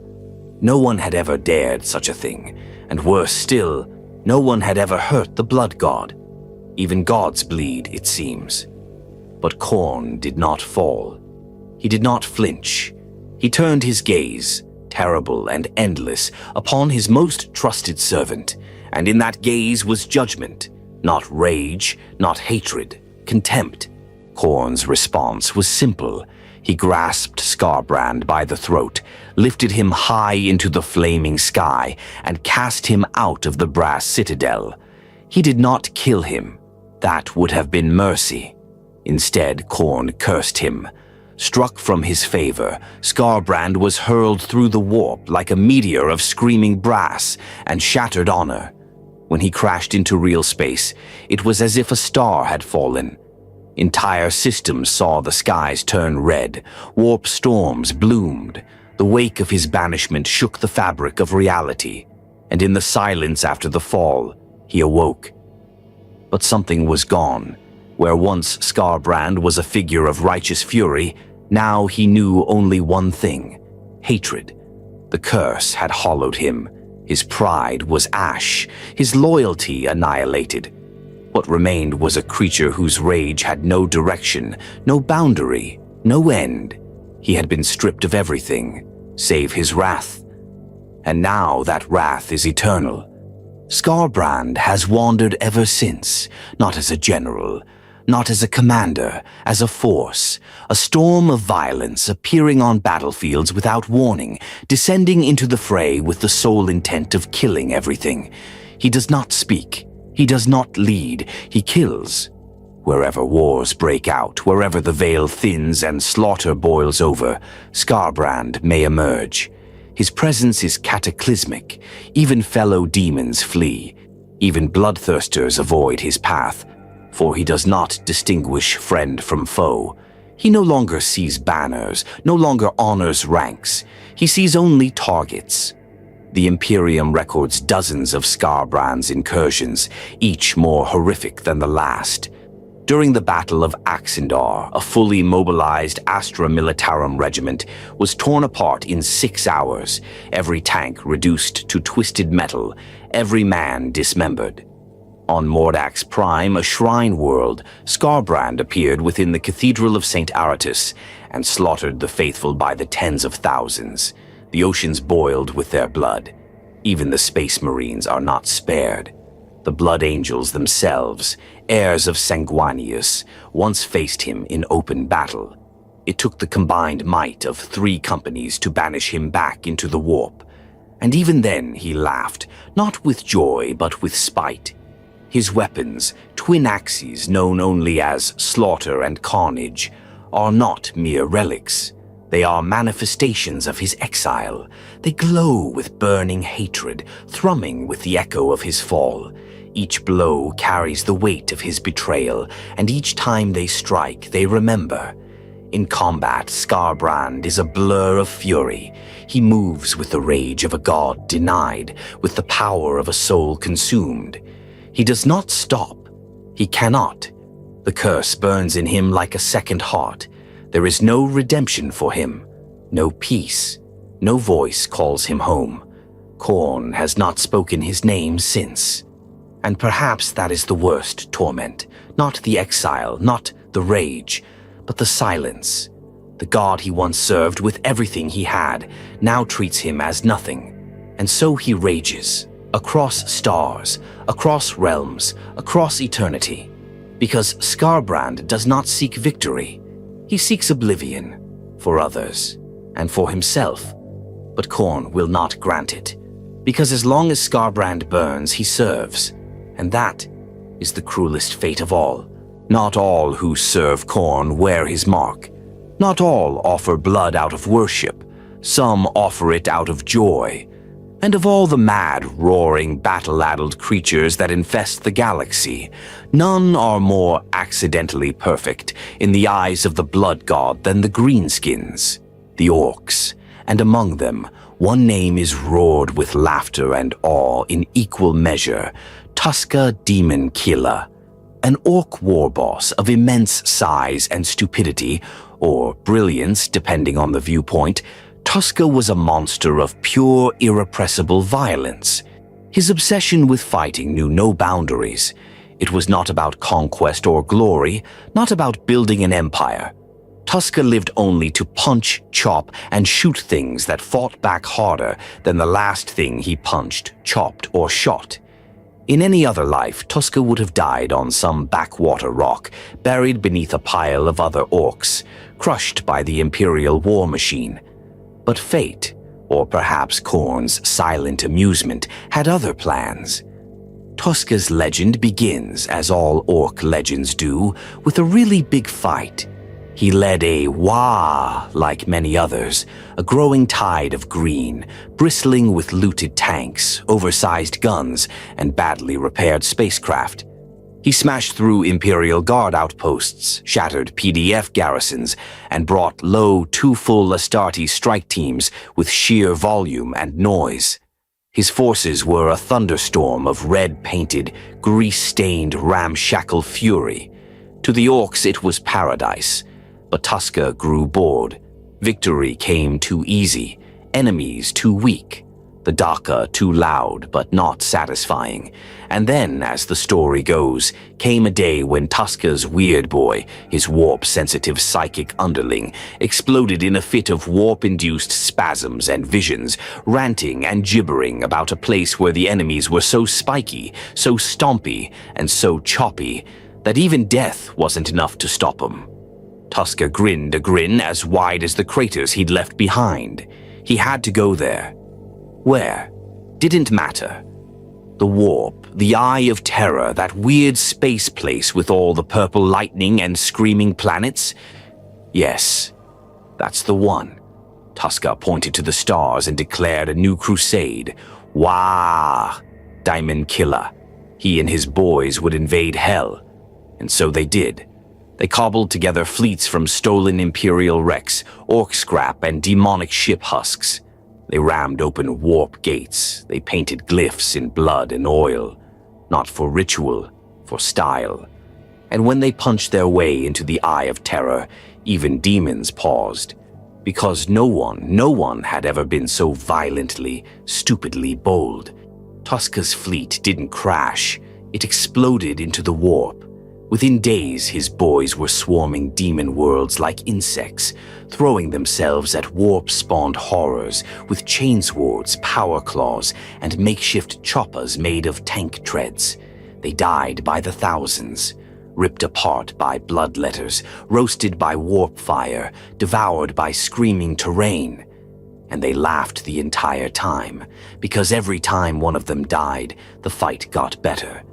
Every time a demon clawed through a squad of orcs, the survivors charged in harder, louder, madder.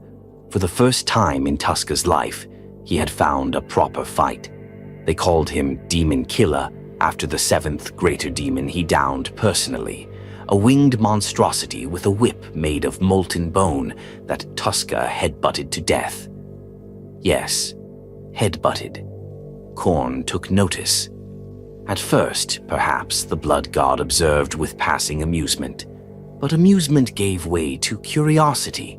These creatures, they had no allegiance, no pacts, no prayers, and yet they killed with such joy.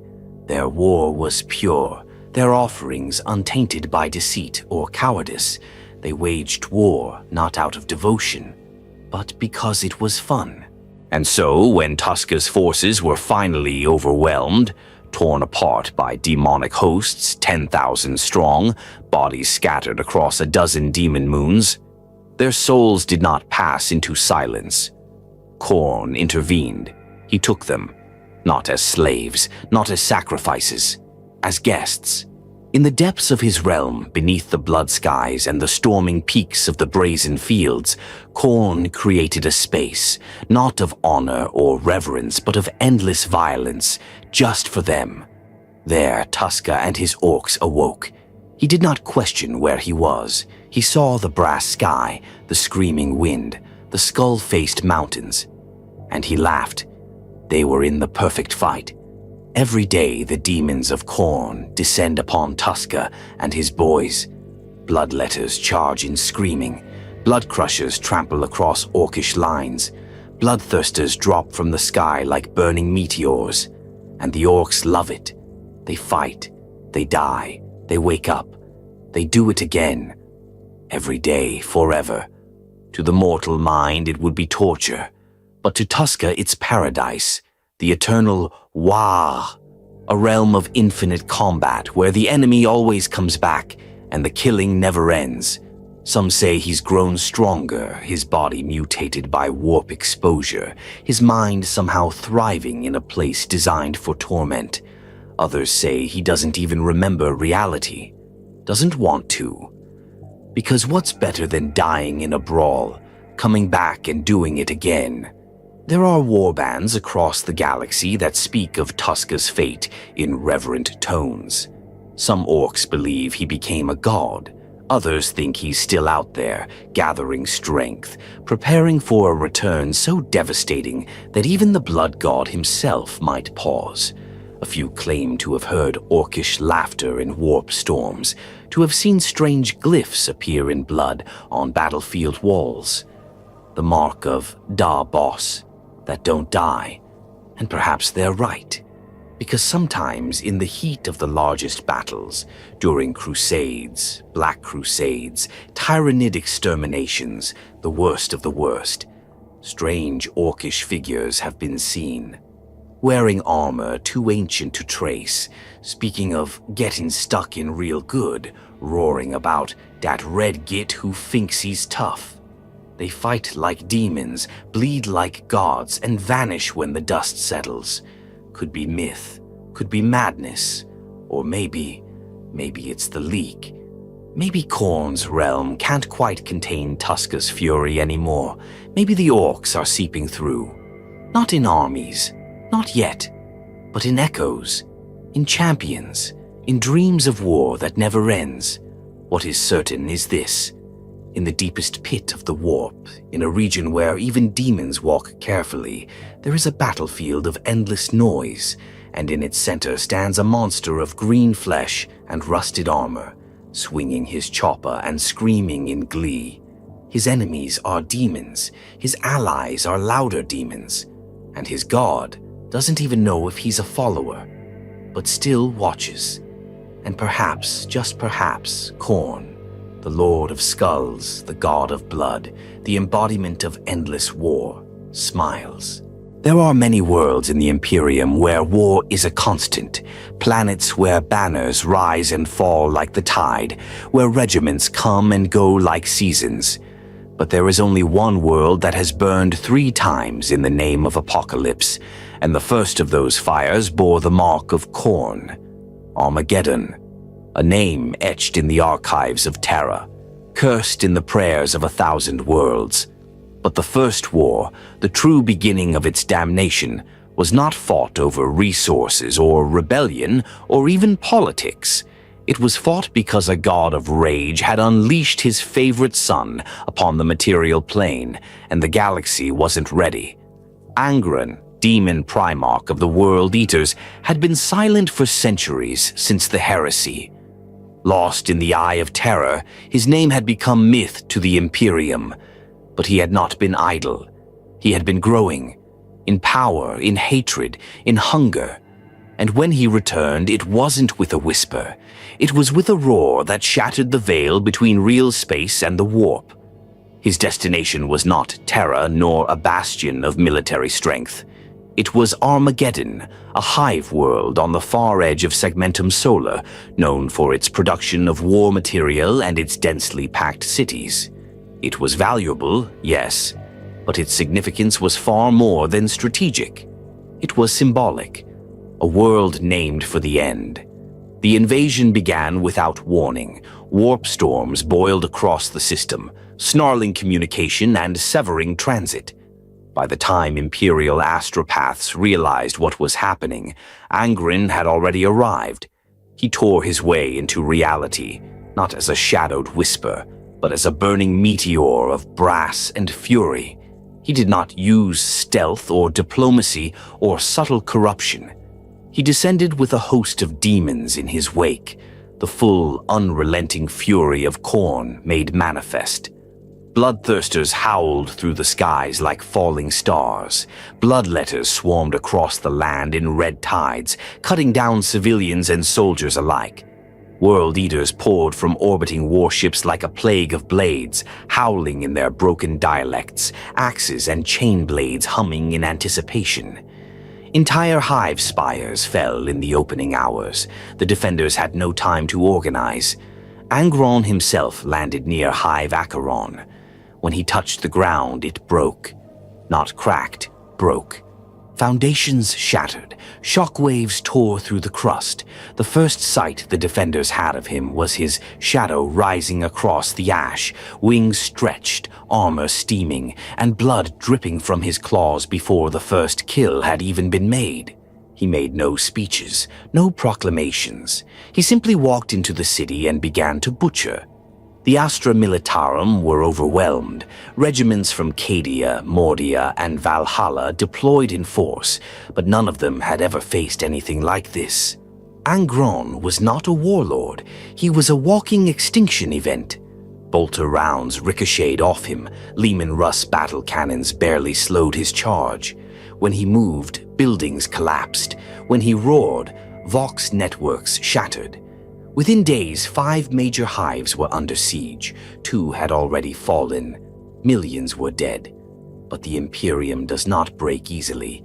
In the shadow of annihilation they resisted, and then came salvation, clad in gray.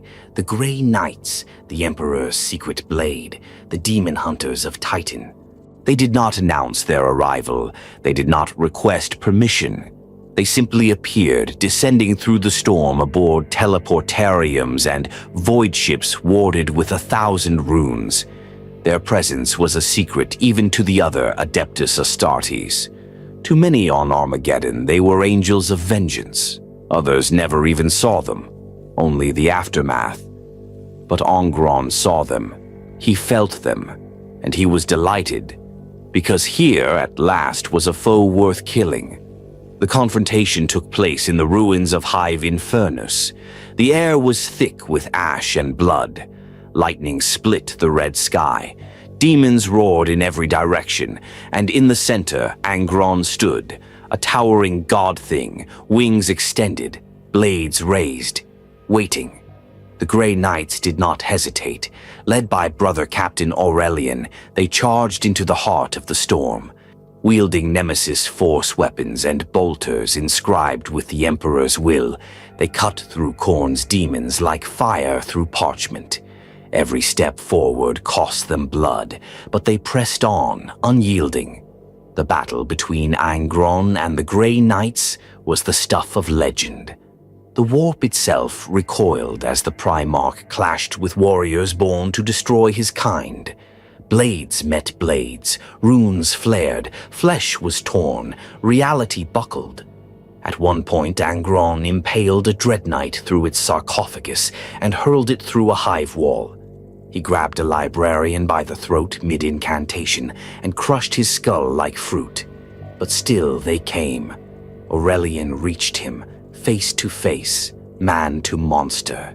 He stood unbroken, delivering a psychic blow so intense that it scorched Angron's armor. For a moment, just one, the Red Angel faltered, and in that moment, the ritual began. For the Grey Knights had not come to kill Angron. That was impossible. They had come to banish him. Every word spoken, every drop of their blood spilled, was fuel for the rite. As Angron raised his axe for the final strike, the ritual was completed. The warp tore open beneath him. He screamed, not in pain, not in defeat, but in defiance. Then he was gone, banished. Temporarily, the demonic host, leaderless, collapsed into disarray. The Grey Knights pushed the remnants back, and the Imperial Guard began the slow, agonizing process of reclaiming what was left of Armageddon. But the world was changed. Permanently, the surviving commanders were mind-wiped. The Grey Knights erased themselves from the official records. The true scale of the invasion and the nature of Angron's incursion was hidden behind redacted files and sealed vaults. But the people remembered. The civilians remembered the skies turning red, the ground cracking, the monsters that walked like men, laughing as they carved open tanks and tore through churches. They remembered the roar. Angron left his mark not just in deaths, but in fear, in legacy, and in the whispers that would grow stronger with each passing decade. Because though he was banished, he was not destroyed. And in the eye of terror, the blood god watched.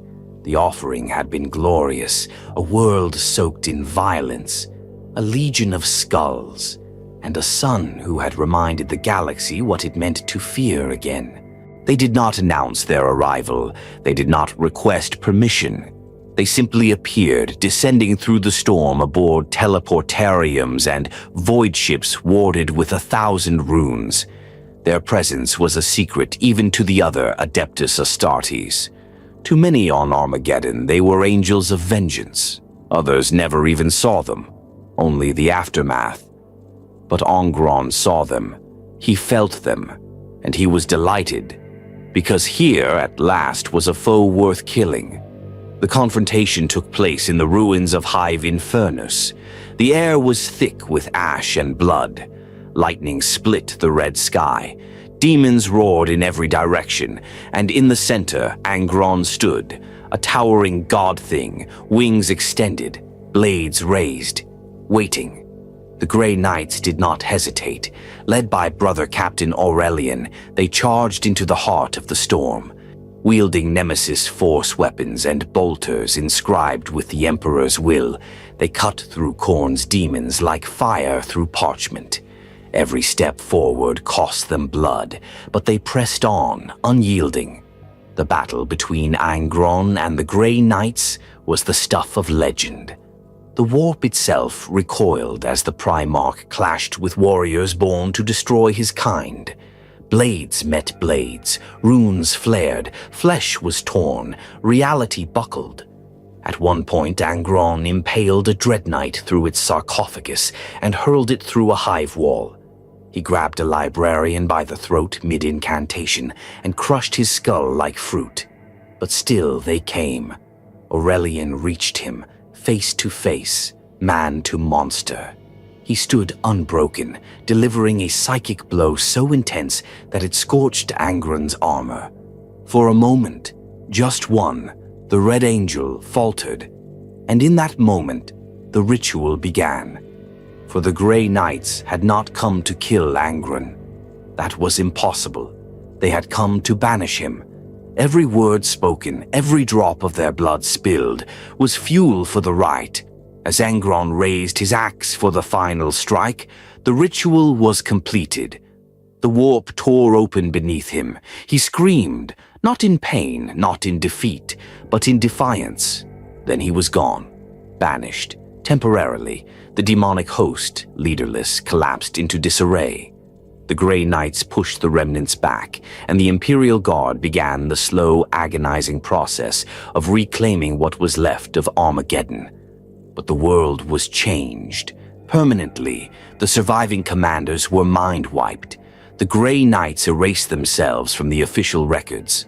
The true scale of the invasion and the nature of Angron's incursion was hidden behind redacted files and sealed vaults. But the people remembered. The civilians remembered the skies turning red, the ground cracking, the monsters that walked like men, laughing as they carved open tanks and tore through churches. They remembered the roar. Angron left his mark not just in deaths, but in fear, in legacy, and in the whispers that would grow stronger with each passing decade. Because though he was banished, he was not destroyed.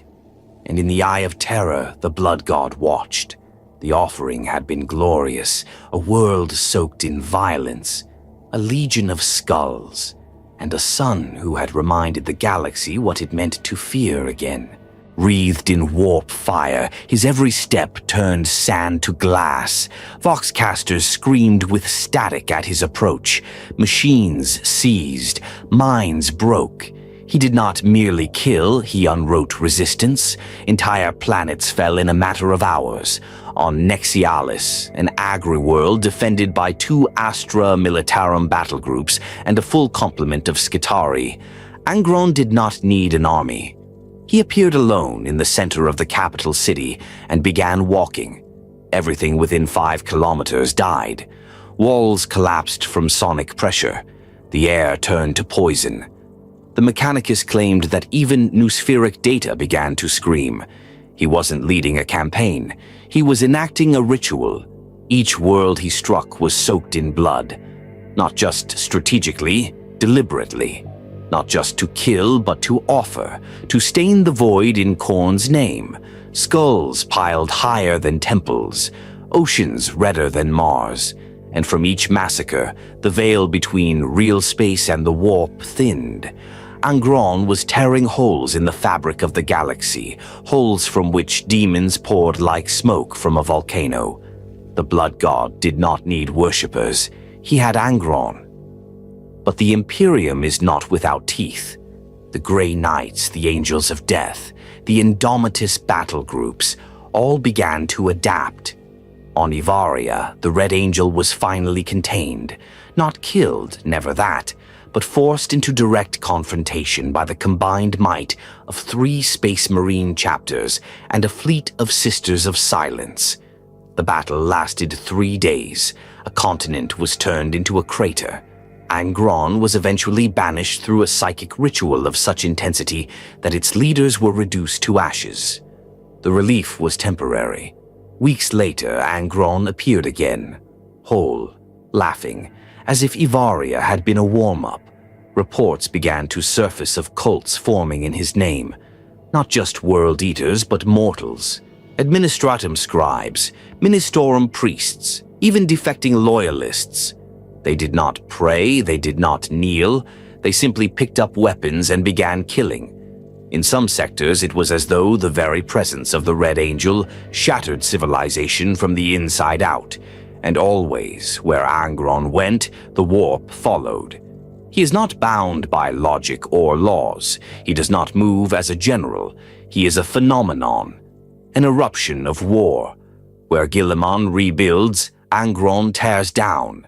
Where the Emperor is worshipped, Angron defiles. His presence is an insult to the dream of mankind, a screaming reminder that the old wounds of the heresy have not closed, they've festered. But even amid this storm of fury, there are questions whispered across the darkest halls of the Imperium. Why Armageddon first? Why now? And above all, what is Khorne building? Because Angron is not conquering, he is not forming dominions, he is cutting holes. Each slaughter tears reality thinner. Each campaign leaves the warp closer.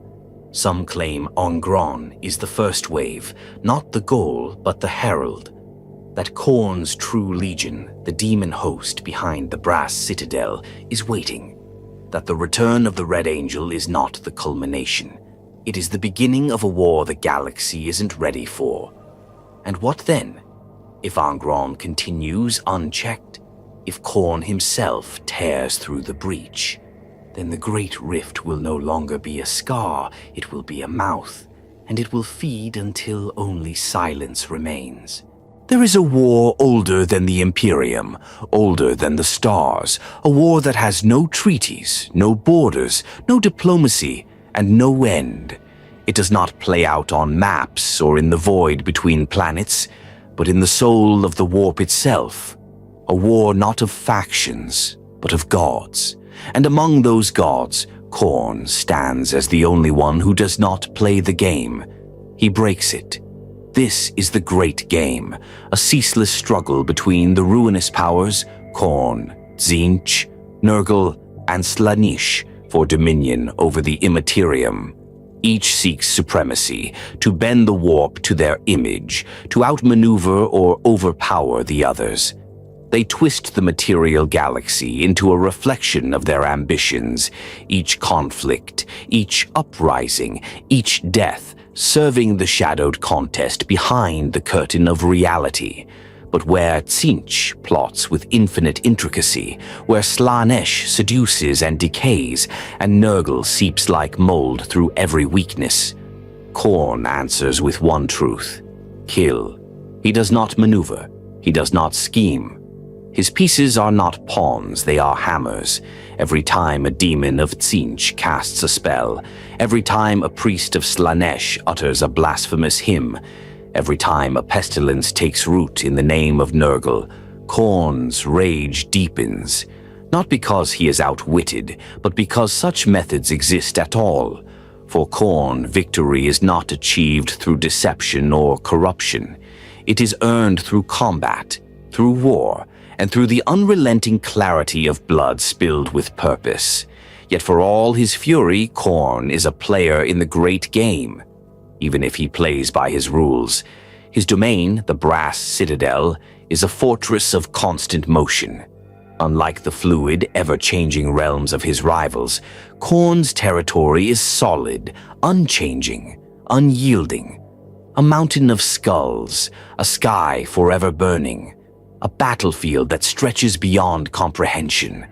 And in the heart of it sits the skull throne, fed not by prayer but by slaughter. From that throne, his gaze never leaves the shifting tides of the warp. Every action in the mortal galaxy sends ripples through the Empyrean.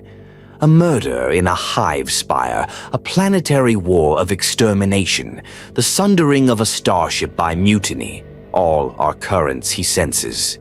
Where others must manipulate reality to gain power, Khorne merely watches it destroy itself and drinks deep. And still the other gods fear him. They do not say it. They mock him for his simplicity, his brutality. But in their contempt lies terror, because Khorne cannot be reasoned with. You cannot trick a blade. You cannot seduce a falling hammer. You cannot infect a wildfire. You can only run or burn. The gods send champions into the mortal realm as avatars of their power. Tzeentch with his sorcerer lords, Nurgle with his plague prophets, Slaanesh with his twisted royalty. Khorne sends butchers, Khorne the betrayer, the eightfold wrath hosts, skull takers, and demon princes who know no words, only screams. Where the others play chess, Khorne flips the board and buries his axe in your skull. Yet the great game is not won through isolated strikes. It is won through presence, through influence. This is where Khorne's paradox emerges. He does not whisper into ears. He does not offer deals. And yet, his mark spreads faster than any of his rivals. Not because he convinces, but because violence is universal. Every mortal who kills in rage, every soldier who strikes without mercy, every tyrant who crushes a rebellion beneath a tank tread. They all serve Khorne, whether they know it or not. His power expands not through worship, but through action. It is said that in the war-torn worlds of the Imperium Nihilus, the dark half of the galaxy severed from the Emperor's light, more people offer skulls to Khorne than to any other power, not because they revere him, but because they are killing each other. For water, for food, for survival, and every gunshot, every blade drawn in fury is a gift. His rivals call it crude, inelegant, but it works. And so, within the warp, the war burns hotter.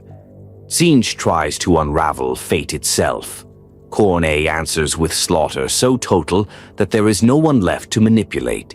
Slaanesh tempts noble houses and alien empires. Khorne sends a berserker warband to gut them before the contract is signed. Nurgle waits, patient, rotting.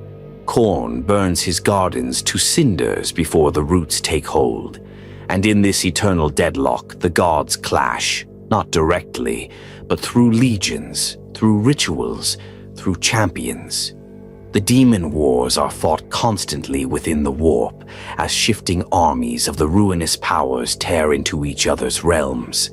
Mountains scream, rivers of blood clash with tides of bile, warp beasts clash with psychic abominations, time ceases to matter, and yet Khorne's demons always return to battle first. Why? Because war is their home, because death is not an end for them, it is the start of another fight. There are tales of a bloodthirster named Grolk, the Unbound, who has died 70,000 times in the demon wars, and risen each time more furious. In the deepest pits of the warp, he leads assaults into Tzeentch's crystalline towers, screaming curses even as his flesh melts and reforms mid-swing. This is the cycle, this is the game, and it cannot end. Even the material universe plays a role. Every crusade, every Xenos invasion, every uprising, every failed rebellion. These are game pieces. The more humanity bleeds, the more worlds burn, the more Khorne's laughter shakes the immaterium. The great rift only widened the battlefield. The walls between realms have grown thinner. War bleeds into the warp, and the warp bleeds back. Planets caught in the spillover become arenas, battlegrounds for demons and mortals alike. And always Khorne's legions thrive, because while sorcerers must chant and psychers must focus, a warrior of Khorne simply swings. And so the game continues. There is no scoreboard, there is no end condition, there is only violence. And as long as a single blade is raised in anger, as long as there are skulls to claim, as long as the galaxy refuses peace, Khorne plays, not to win, but to slaughter everyone who thinks the game is worth winning. In the most ancient vaults of forbidden knowledge, far beyond the gaze of the Inquisition, deeper than the Black Library dares to peer, There exist prophecies not written in ink or warp light, but in the blood of slain civilizations. These prophecies do not speak of salvation. They do not promise rebirth. They speak of 8 tides, 8 thrones, 8 ages of war. And at the end of them all, the galaxy will drown in the final slaughter. The followers of Khorne do not build temples. They do not leave tomes of sacred text. But the blood god's history is written across time in a language all life understands: death. And if one follows that river of blood backwards far enough, a grim pattern reveals itself. Each age marks a threshold, a transformation, a deeper plunge into carnage. Khorne does not lead armies into battle for territory or dominion. He leads them to feed the rhythm of these 8 ages. And when the 8th is complete, the last walls of resistance, mortal and divine, will fall. The first age was the birth of rage. It began before history, before Terra had known fire, before the Eldar carved their empire from starlight. In that dark dawn, the first sentient beings struck each other down in anger, not for survival, but from wrath. Every spear hurled in hate, every skull cracked in vengeance. These were the seeds, and the warp listened. From this primordial bloodshed, Khorne stirred for the first time, not awake, but dreaming. The second age was the shaping of form. As mortal conflict escalated, Khorne took shape in the immaterium, not born of petitioners, but forged in the furnace of endless war. Brass towers erupted in the warp, skulls coalesced into thrones, and demons formed in his image. His legions did not emerge through summoning, but as inevitability. The first bloodthirsters howled their birth cries as stars collapsed under the weight of their roars. The third age marked the descent of champions. Across the galaxy, mortals began to hear the voice of the blood god in their rage. It did not speak in words. It moved their hands, urged their blades. Entire cultures rose in war cults, not knowing the name of their master, but obeying his laws. Fight with strength, die in battle, never retreat. The first world eaters were not of the Imperium. They were tribal warriors who painted skulls in the ash of their enemies. And when they died, they laughed, because death was glory. The fourth age was the time of betrayal. The Horus heresy was not simply a civil war. It was the catalyst that flung open the gates. Brother turned against brother, not for conquest, but in hatred. It was the age when loyalty was shattered, and the warp feasted on the psychic screams of 10,000 worlds. Khorne did not cause the heresy. He thrived in it. His throne swelled. The butcher's nails were driven deeper into Angron's sons. Khorne emerged from fire, Scalathrax cracked the shell of restraint, and the galaxy was marked forever. The fifth age was the age of scattering. After the heresy, the traitor legions fractured. Warbands spiraled into the eye of terror, killing for favor, for survival, for nothing at all. Khorne's cults spread unchecked. Demonic incursions erupted spontaneously. There was no pattern, only hunger. The gods of chaos fought among themselves. The great game intensified. Khorne struck again and again, not to win, but to break the pieces. The sixth age began with the silence of the saints. Across the galaxy, faith faltered. The Emperor sat upon his throne, silent and dying. The Imperium stumbled into dogma and rot. New wars erupted, not against Xenos or traitors, but within itself. Purges, heresies, crusades born not of strategy but of paranoia. Khorne laughed, for even the devout, even the pious now bled for his pleasure. The seventh age erupted with the cicatrix maledictum. The great rift was a scar of infinite bloodletting. Worlds were cut off, broken, torn into the warp. Khorne's realm breathed through the cracks. His demons poured out unbidden. Angron returned. Cults rose from the ashes of planets, chanting no creed but kill. Primaris space marines were born not into victory, but into a tide of fury. In this age, no world is safe. The warp bleeds into real space. Mortals become monsters overnight. Whole sectors are reduced to arenas. Every war, no matter how noble, feeds the blood god. And now comes the Eighth Age. It has no title, because it is not yet complete. But it has begun. Signs appear across the galaxy. The sky over Khorne wept blood for 13 days before a demon host of 8 million surged from beneath the crust. On Tarnak 5, every child born during the siege of a heretic uprising emerged with 8 fingers on each hand. Imperial records are being altered by unseen hands, always reducing numbers to the sacred digit of Khorne. 8s in the margins, 8s in the blood tests, 8s in the death tolls. The final slaughter draws near.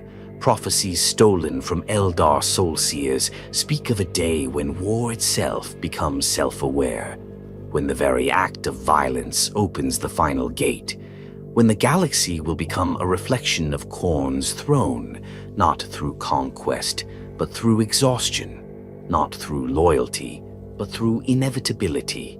The Eighth Age will end, not with a battle, but with every battle.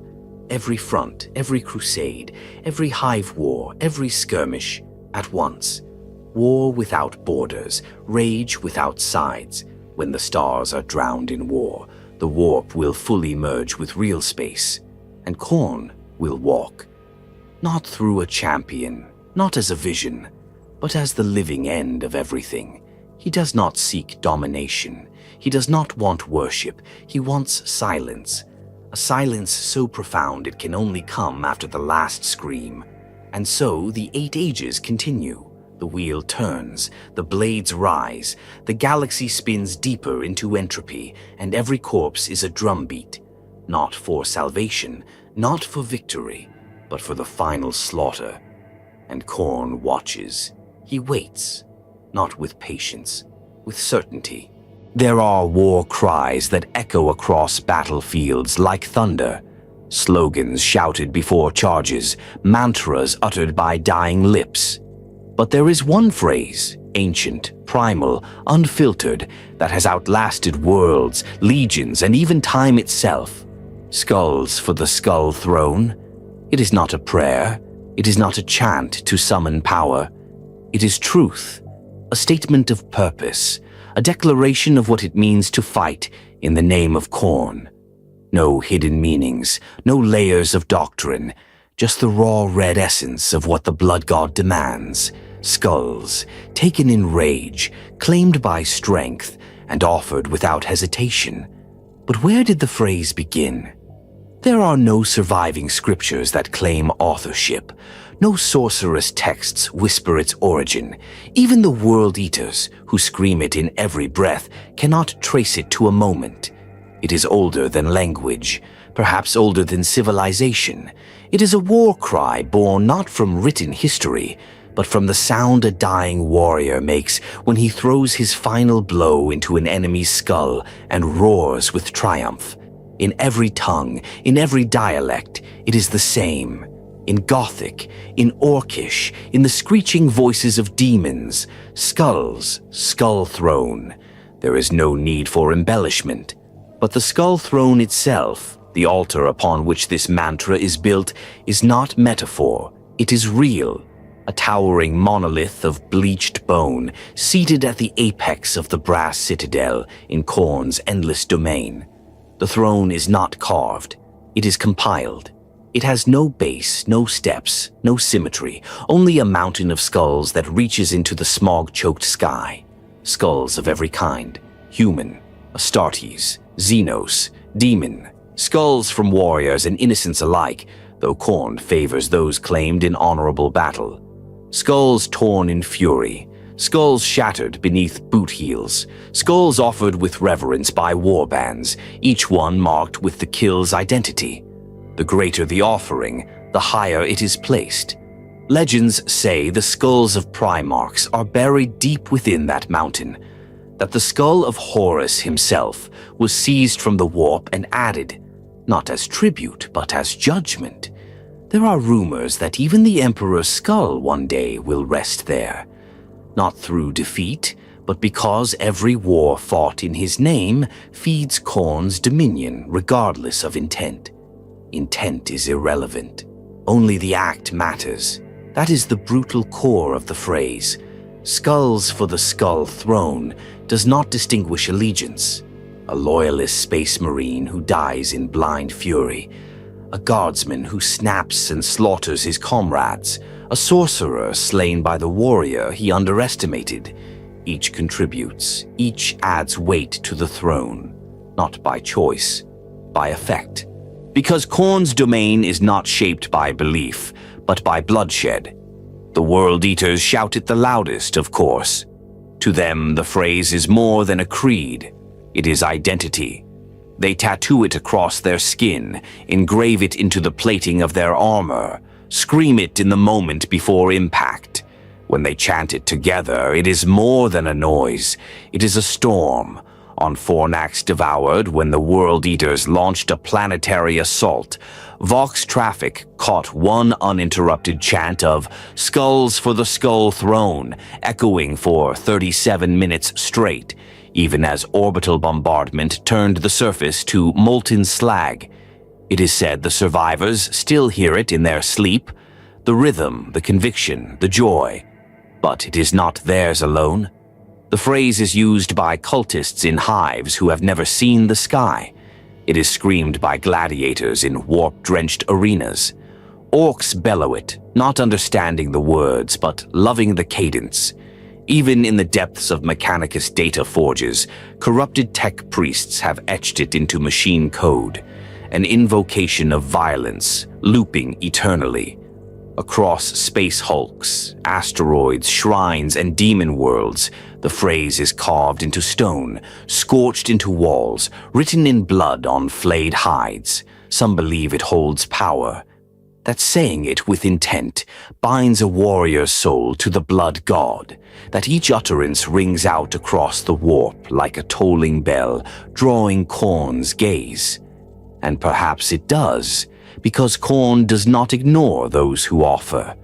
To those who scream his name with every kill, who stack skulls like sacred trophies, who live and die by the blade, he answers, not with words but with strength, with fury, with the sharpening of instinct. Warriors on the edge of death rise again, blades cut deeper. Roars become shockwaves, the boundary between flesh and demon blurs. Some say that those who scream the phrase at the moment of death are claimed. Their soul bypasses damnation and ascends directly into Khorne's realm. They awaken upon the slopes of the citadel, weapon in hand, rage in heart, ready to battle in his name for eternity. And what of those who mock it? Those who hear the cry and sneer? Who call it brutish, primitive? They are often the first to fall. Because "Skulls for the Skull Throne" is not just shouted by maniacs and murderers. It is the last phrase heard by commissars as the mob they tried to command turns on them. It is the whisper in the back of a planetary governor's mind as he orders orbital strikes on his own civilians to retain order. It is the scream echoing down the halls of derelict ships filled with rusted armor and blood-slick walls. It is a prophecy, a promise, a fact. Skulls will be taken. The throne will rise. Because there is no end. The throne is never full. Every war feeds it. Every duel adds another trophy.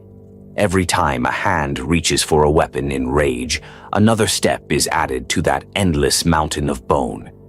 In some demon-forged records, it is said that if you reach the peak of the Skull Throne and listen closely, you can hear the final scream, the one that never stops, the scream of the last skull placed. But there will never be a last, because violence is infinite. And that phrase? It echoes long after lungs fail. It is found in the sigh of a dying warrior, the chant of a rising cult, the rhythm of war drums beaten on flayed skin. Skulls for the Skull Throne. It is not a slogan. It is the heartbeat of Khorne, and as long as anything draws breath in anger, it will be heard again, and again, and again.